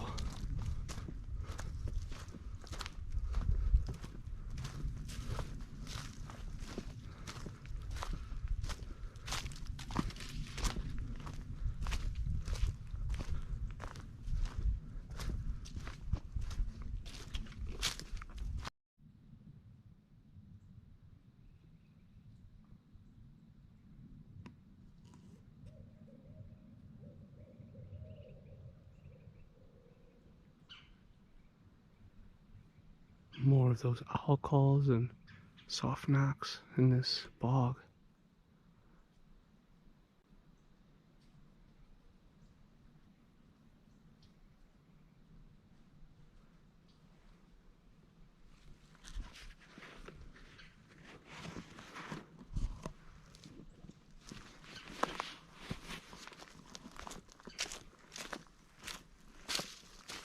Doves make interesting sounds as well.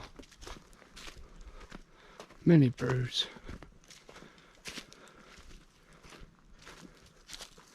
But man, these creatures are perfect at replicating the sound. Heard cool stories about how a couple kids were friends with the juvenile Sasquatch, and he'd call in the deer and the turkey. Back in the day, kids just thought he was different. They didn't understand.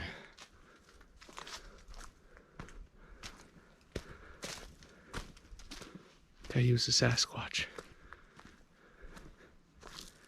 Max Powers also had an imaginary friend growing up. It was a Bigfoot outside his window, and his dad noticed that some parts were open that little Max wouldn't have been able to get to.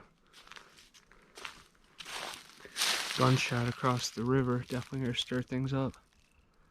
But if you just follow the Y, just like we were told, Y finds the water, X marks the spot. Puts you in the Z for zone.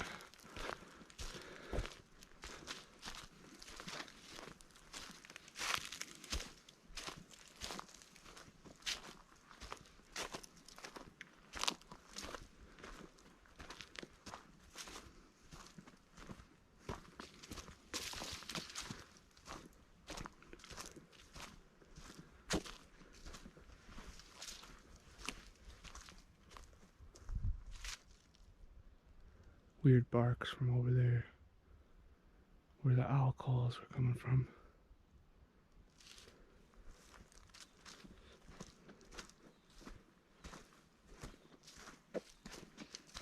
The Caryville wood ape is a local creature around here that has been recorded multiple times.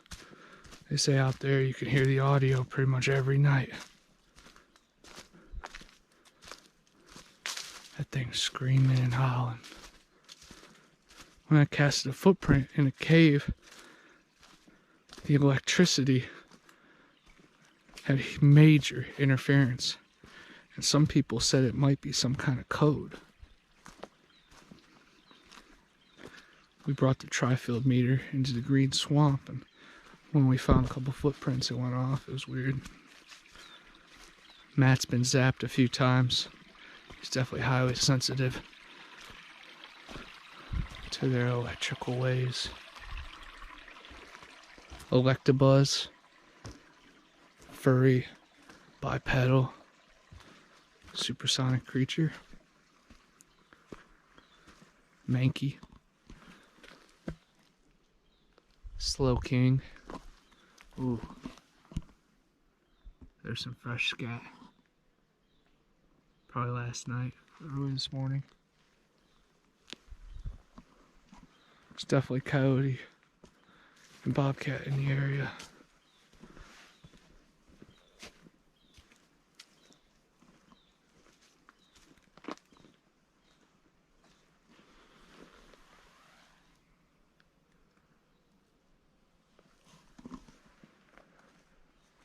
Didn't see any claw marks on that, so that would make me think cat. Doesn't that kind of look like the size of a footprint? Very weird.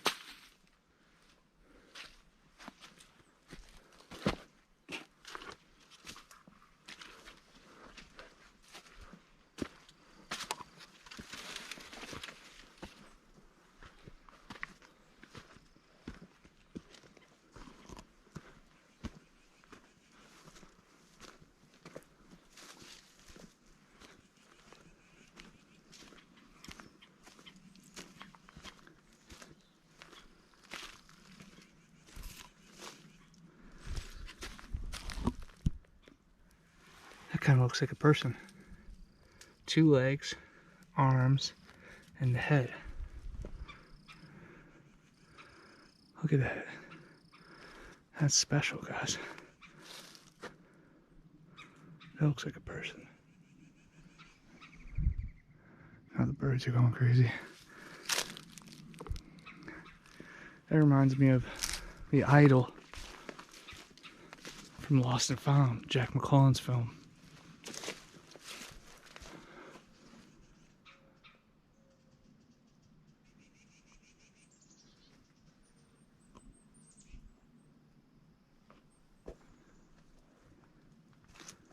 The Lion, the Witch, and the Wardrobe.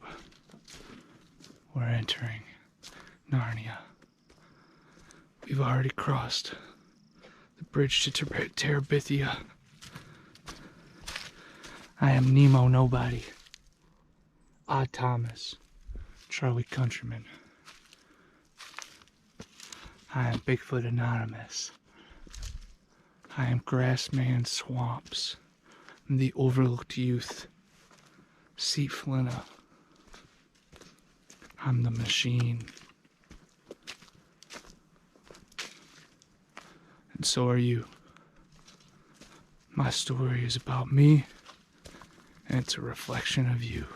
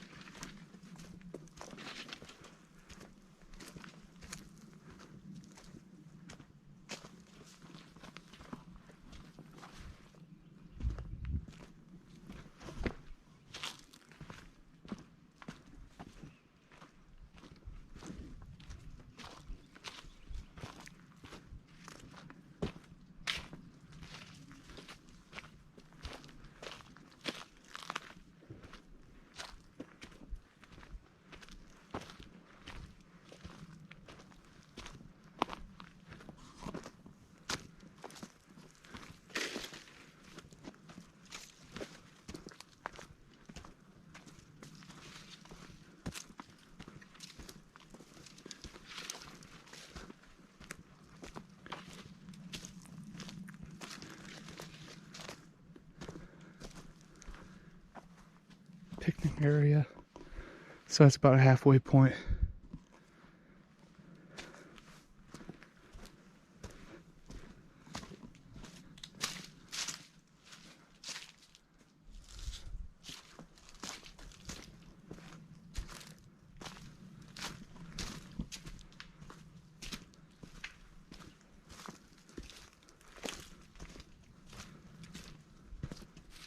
Sounded like a knock behind me.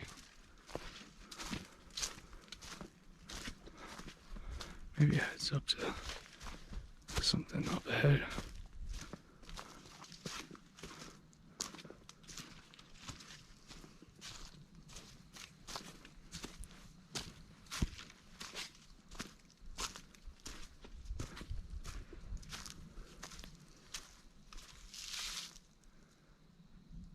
The bog below reminds me of Fever Swamp, R.L. Stein, Werewolf,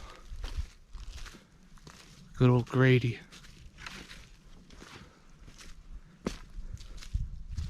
The Lugaroo, the Rougaroo, the Lycanthrope, the Wolfman, the Habe.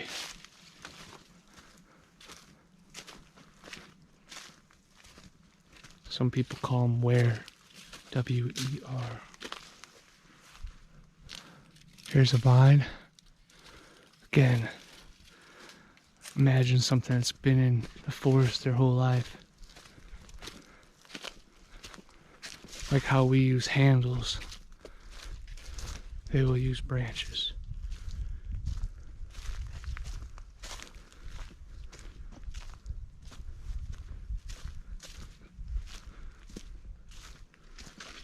I respect how patient they are and the world of subtleties that they live in. As human beings, we're so extreme.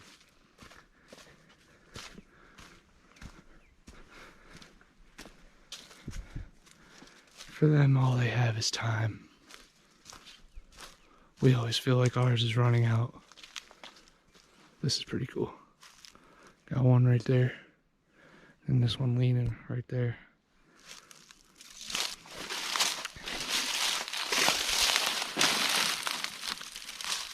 How is it? Right there. Huh. Right by the dog.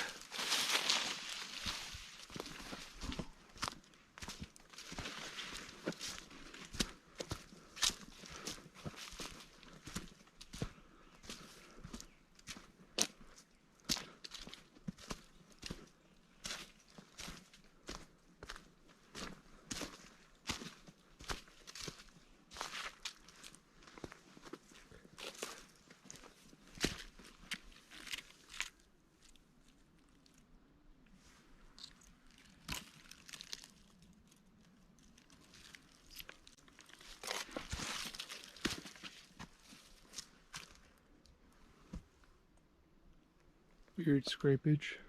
Most likely man-made, but still weird.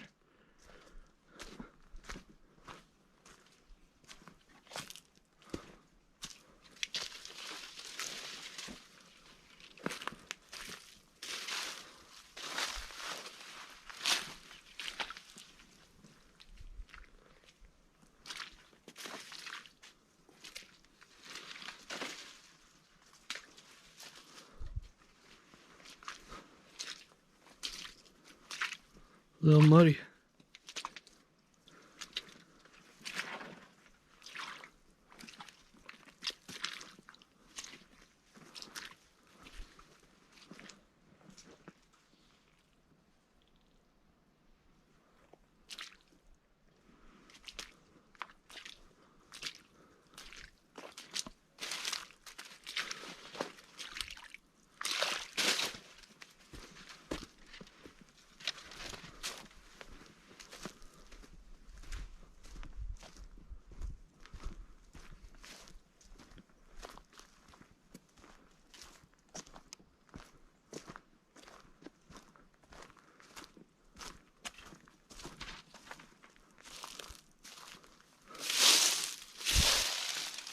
A leaner that wants to fall over, but it's being held up by the vines now.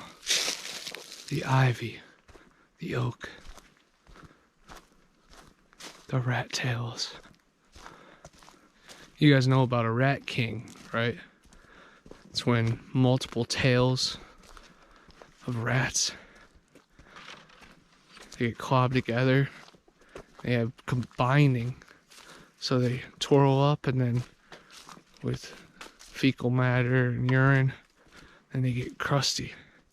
So then you got like 6 to 15 rats all with their tails bound up, running at you. Kind of reminds me of the hooped snake. One that's, bites on his own tail and then just keeps rolling.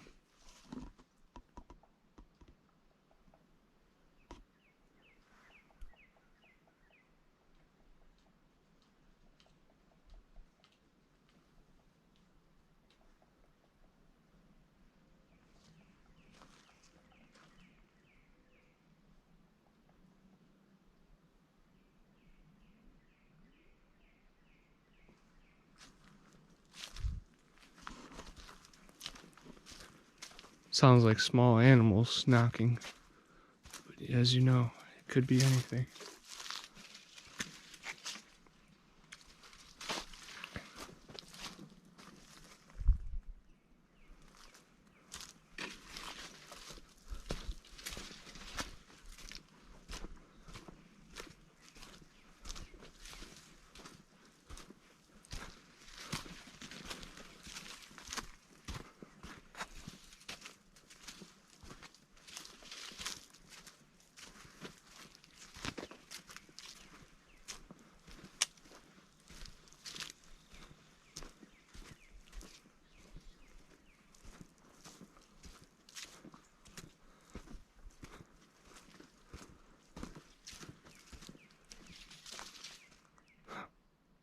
Something's up ahead. Right when I was going to look and scan to the right.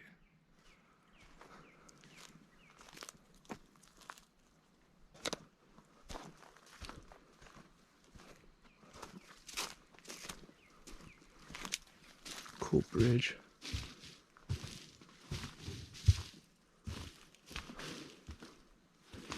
Be really cool to see an alligator down here.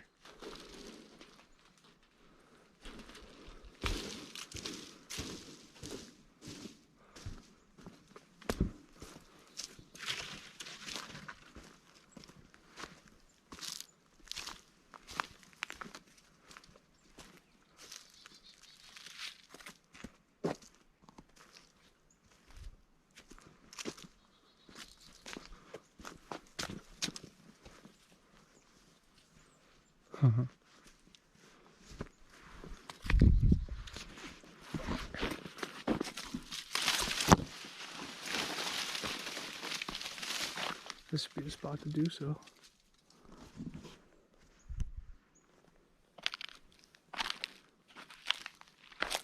Ooh, something's been climbing across and pooping. That's pretty funny.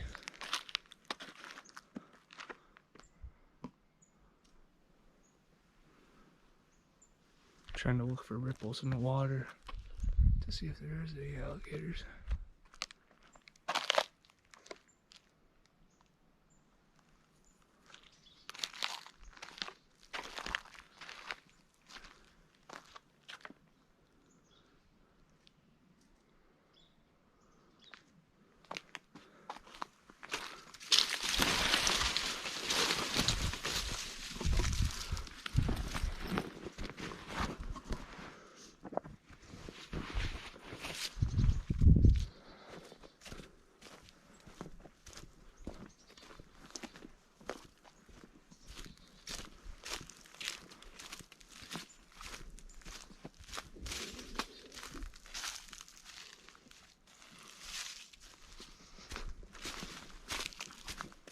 Something just jumped in the water up ahead.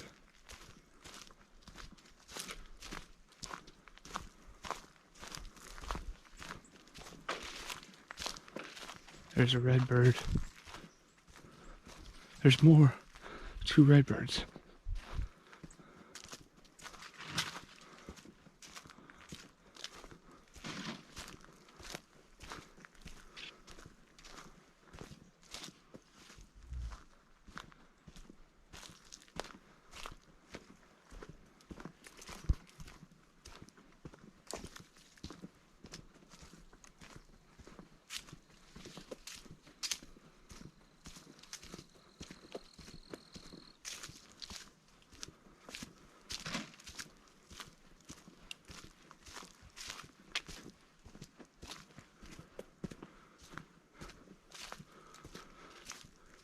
was weird. Whatever made that big racket or splash was toward this way.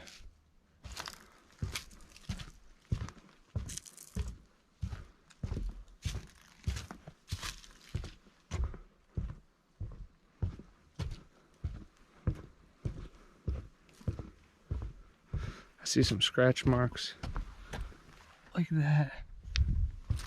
It's really interesting.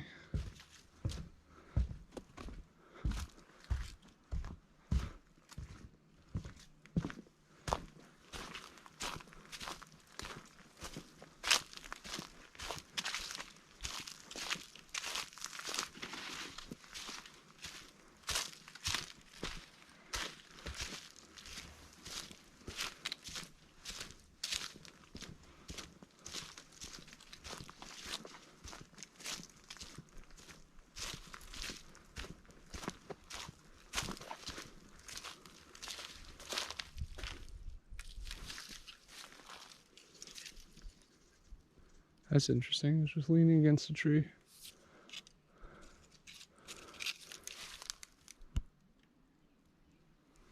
Huh.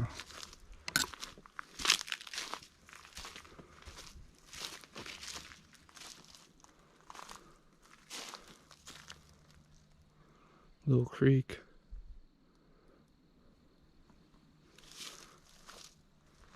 Right down to the water.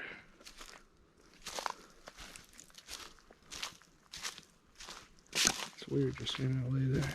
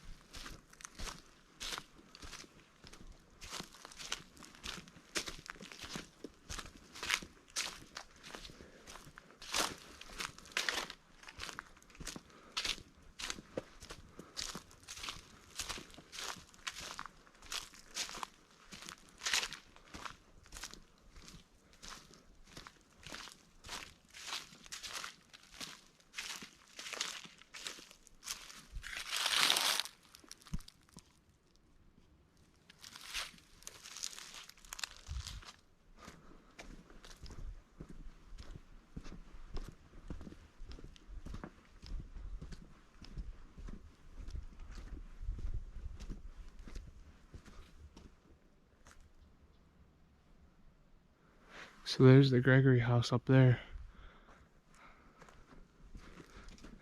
Here's the red forest below. There are many deer that pass by here. I've been told that people have seen a Sasquatch right by the riverbank from up there at the house. So that's pretty cool.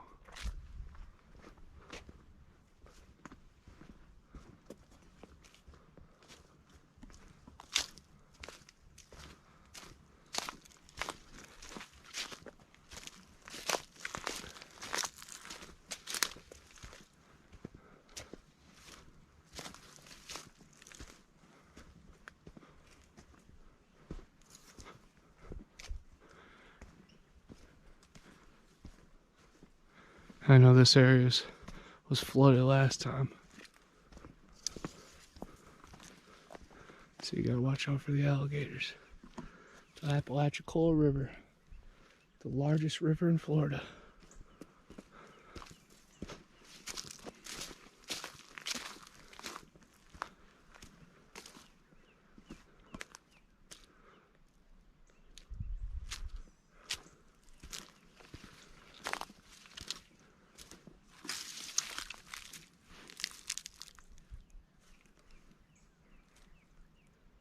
The first time I ever set eyes on this water, a lady told my mom and I that there's a great serpent of this river as well. But there are large alligator, even bull shark, as it connects to the bay and the Gulf. So beware of the goblins.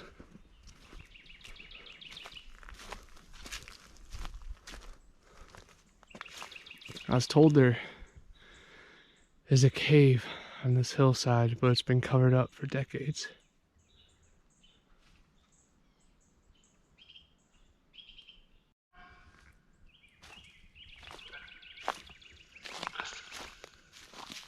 We're gonna see what the spirit box can pick up here.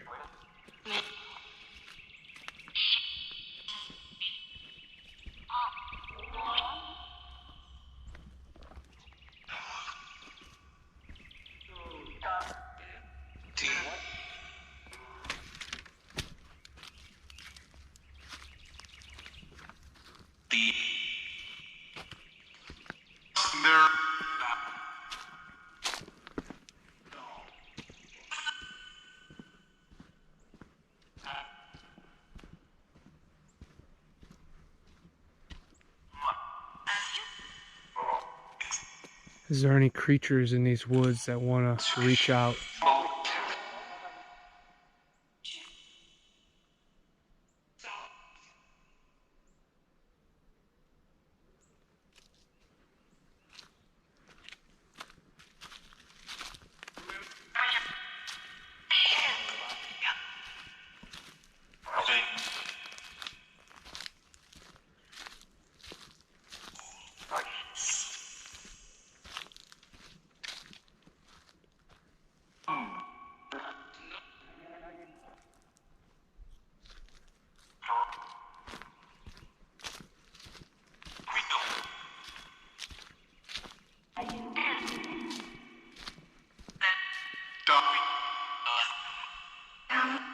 Could you make that call again?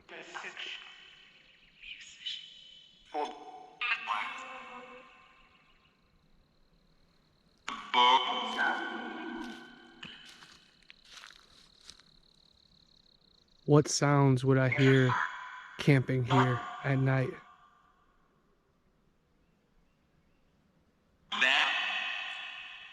Laughing?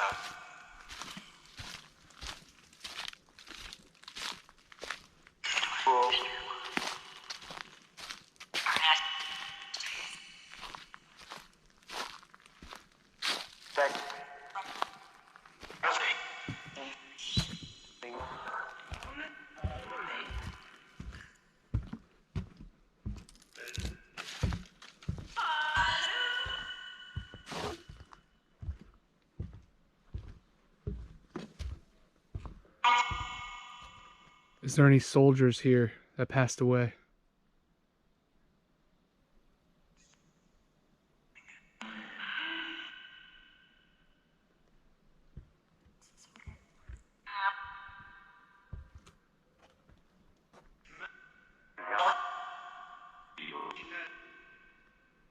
Is Adam or Eve or Cain present?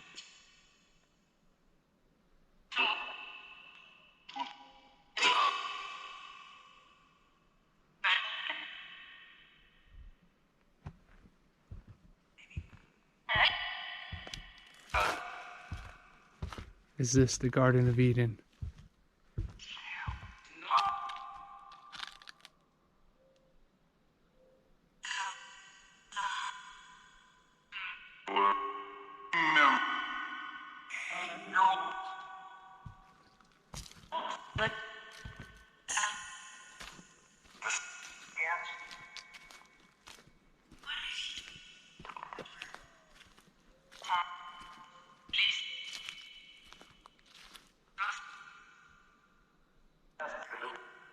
Could you make a Sasquatch sound?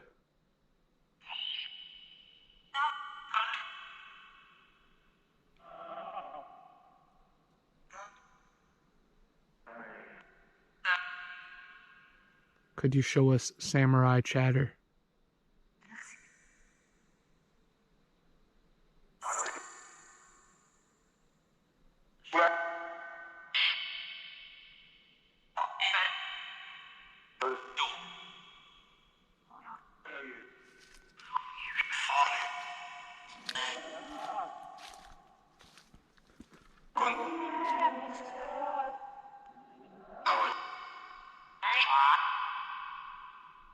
Please say my name.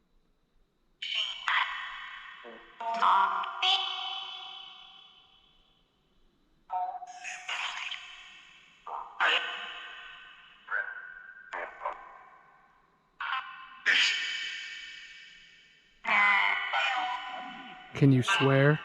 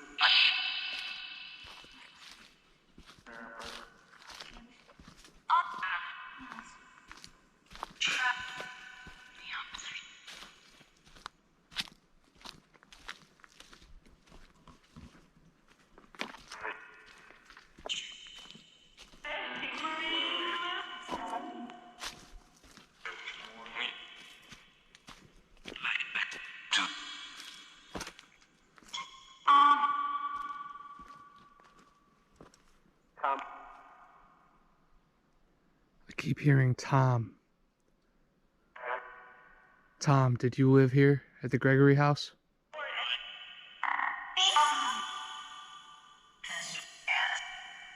Were you a soldier, Tom?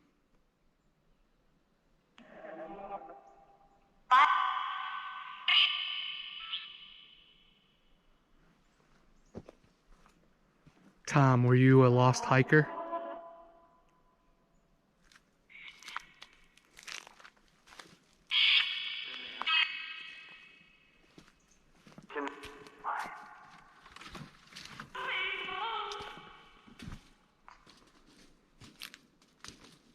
Is there any creatures that can make a sound?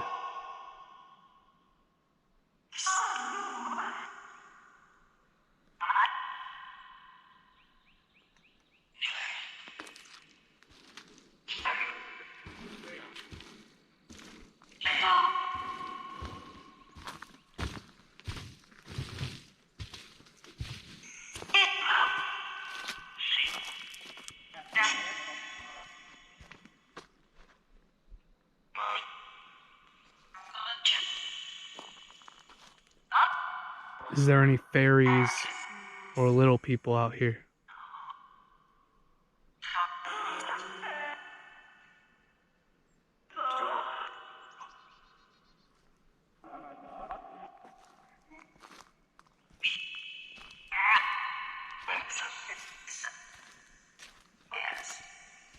Yes.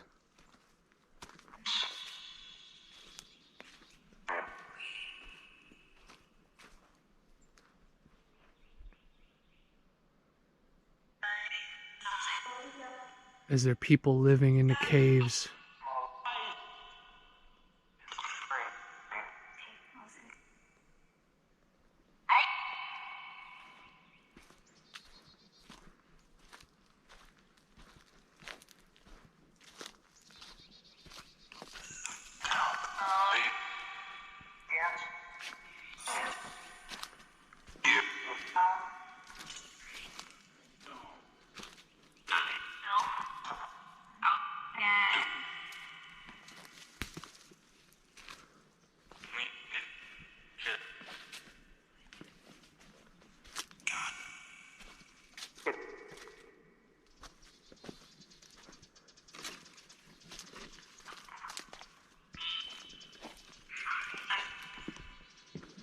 Can you say the name of the other skunk ape researcher that comes to Torreya? Bro.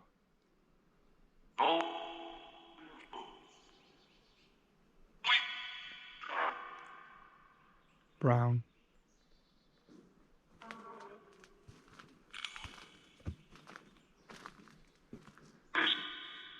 When I say Stacy Brown, what's your reaction?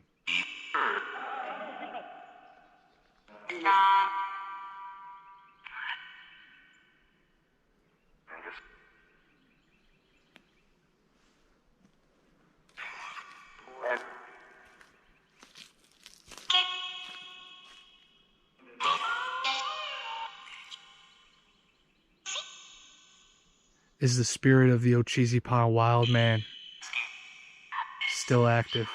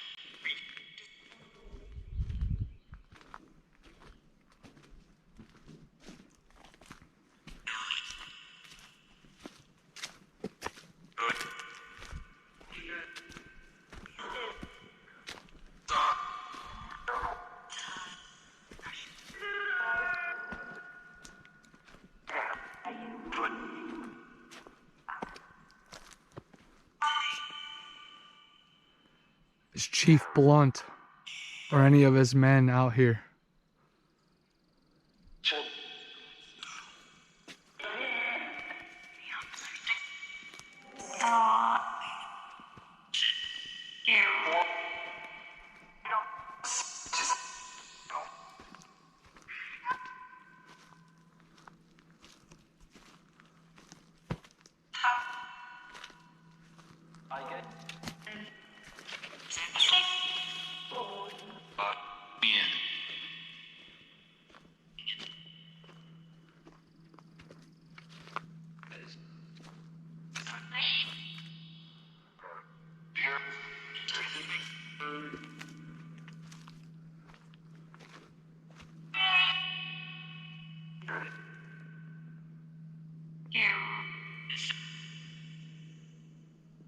Please make creature noises.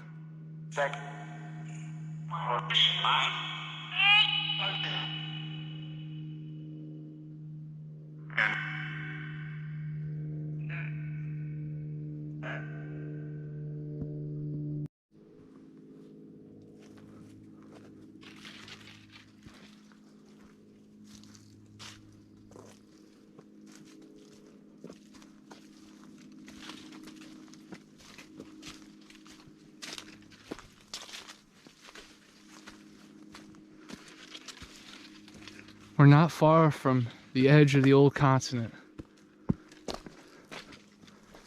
Space may be the final frontier, but it's made in the Hollywood basement. Man, the oceans are the biggest thing in the world. And there's lots of fossils that show that this is the edge. Torreya State Park will forever be close to my heart. Stacy's footage of the skunk ape that was taken right here, it helped put me in my direction of living out of my car, out of Ohio, across America, to find that diamond in the rough that we're all seeking for. I definitely recommend you guys checking out the Stacy Brown footage if you haven't seen it. It was broken down by professionals. It was all over Finding Bigfoot, Animal Planet, many other Bigfoot shows.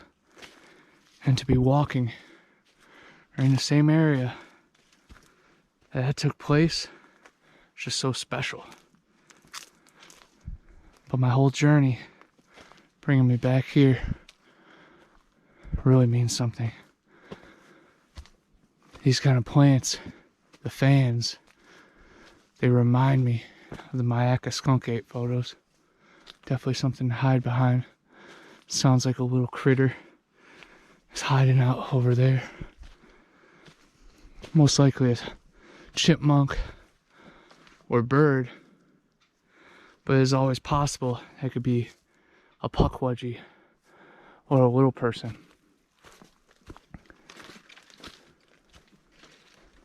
There's tons of berries, bugs, and edible plants out here for something to thrive and survive. I cannot wait to host the camp out here and bring some researchers from all over the country. Right to where it all began, guys. The Garden of Eden. 27 of the 28 trees of the Bible are right here. Gopher wood, which Noah used to build the ark, is in this park, protected. It's the lightest and strongest wood in the world. Best believe it has magical powers. So I think these skunk ape, Native American, mound builder, sun worshiper, heck, even the Mothman, I feel like they've been pulled in this direction for a reason. To see the great river, the steep banks, the deep cliffs, and endless caves into the Middle Earth. These bogs are perfect homes for these creatures. I highly recommend everybody doing their research on the Garden of Eden in Florida, Torreya State Park, the Ocheesee Pond Wildman, and of course, the Myakka skunk ape photos. We filmed the movie Zillafoot not far from here, and that is free on Amazon Prime. You could see me talk about cryptids and creatures with the military.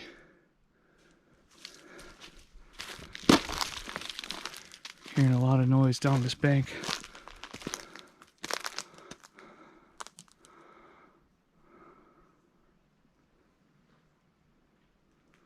I don't see anything. I found big piles of doo-doo.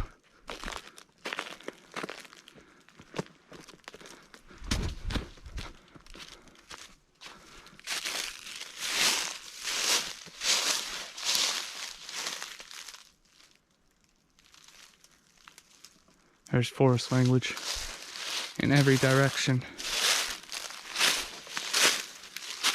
Just like crop circles and structures on the side of mountains. These Bigfoot bends, tree breaks, teepees, bows, ground glyphs, they all have a certain purpose. And up here, guys, is the Gregory House, which is a haunted old house and multiple people have died in. Multiple people have gotten weird photographs and anomalies, orbs, strange sounds recorded. But this house was actually over at Ocheesee Landing, not far from the pond where the wild man got captured. And they brought it here, the top of Torreya State Park. Right here is where L.V. Calloway sat for his documentary, talking about how this is the Garden of Eden. What an amazing location. You can take tours of this house. You can get married here. They have concerts. It's truly a special place and an even more rare time. Keep your eyes on all the windows for faces and glyphs. At this location over here is where they had a bunch of Civil War battleground setups. A bunch of things called batteries. I actually found a large footprint right off of this trail too. The gun emplacements, the powder magazines, artillery road, Fort Gadsden, the Narrows, Rico's Bluff, Allen Bluff. They found crazy fossils there. Like rhinoceros heads, mastodon bones. It's crazy. We are in the Garden of Eden. The home of the skunk ape, the cabbage man, the rod bender, the stump jumper, the swamp thing. There is volcanoes in Wakulla, weird rock anomalies in Chipley. But the banks of Bristol hold Adam and Eve and the serpent. But this used to be the edge of the old continent. It flattens out over there. We have seen large deer, and we held our spirit box session right down there by the river. It's crazy. The matter of an hour could do.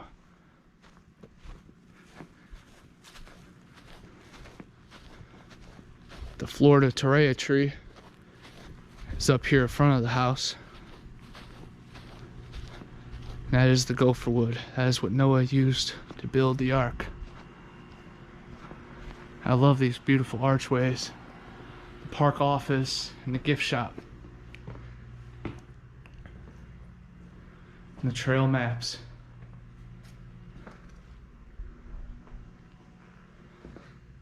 This is the Gregory House, guys. The old haunted home of Torreya State Park. If you got a couple, then maybe the girl is a squatcher and the guy is a paranormal researcher, this would be the perfect place, guys. It's right on the Apalachicola River, right where the Flint River and the Chattahoochee River combine. And right over here, guys, is a couple of the Torreya trees. And then they have a sign that describes it. So let's take a trip back to biblical times. The days of Noah. Is Squatch Nephilim or a descendant of Cain?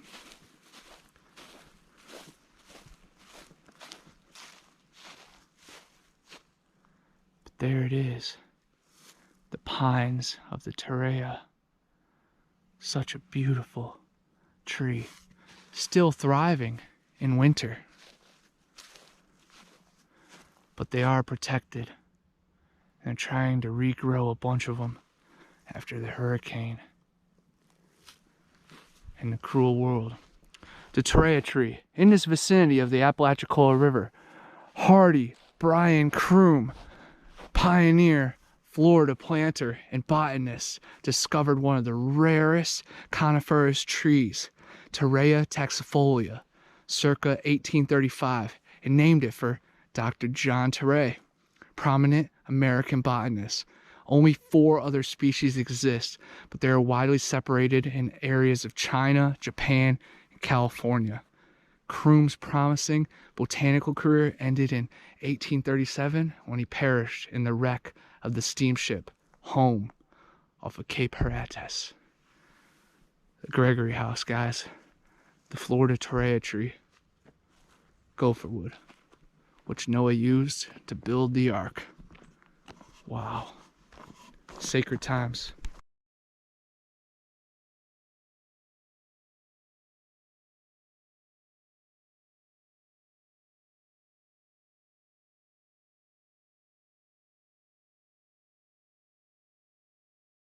Okay, Connor, we found Bigfoot.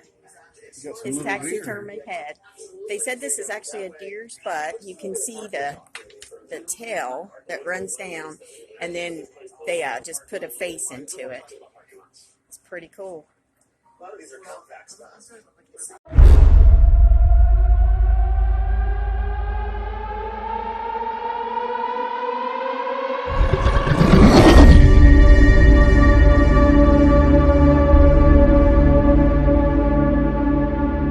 The flesh of the unguided and non-believers fuel this void.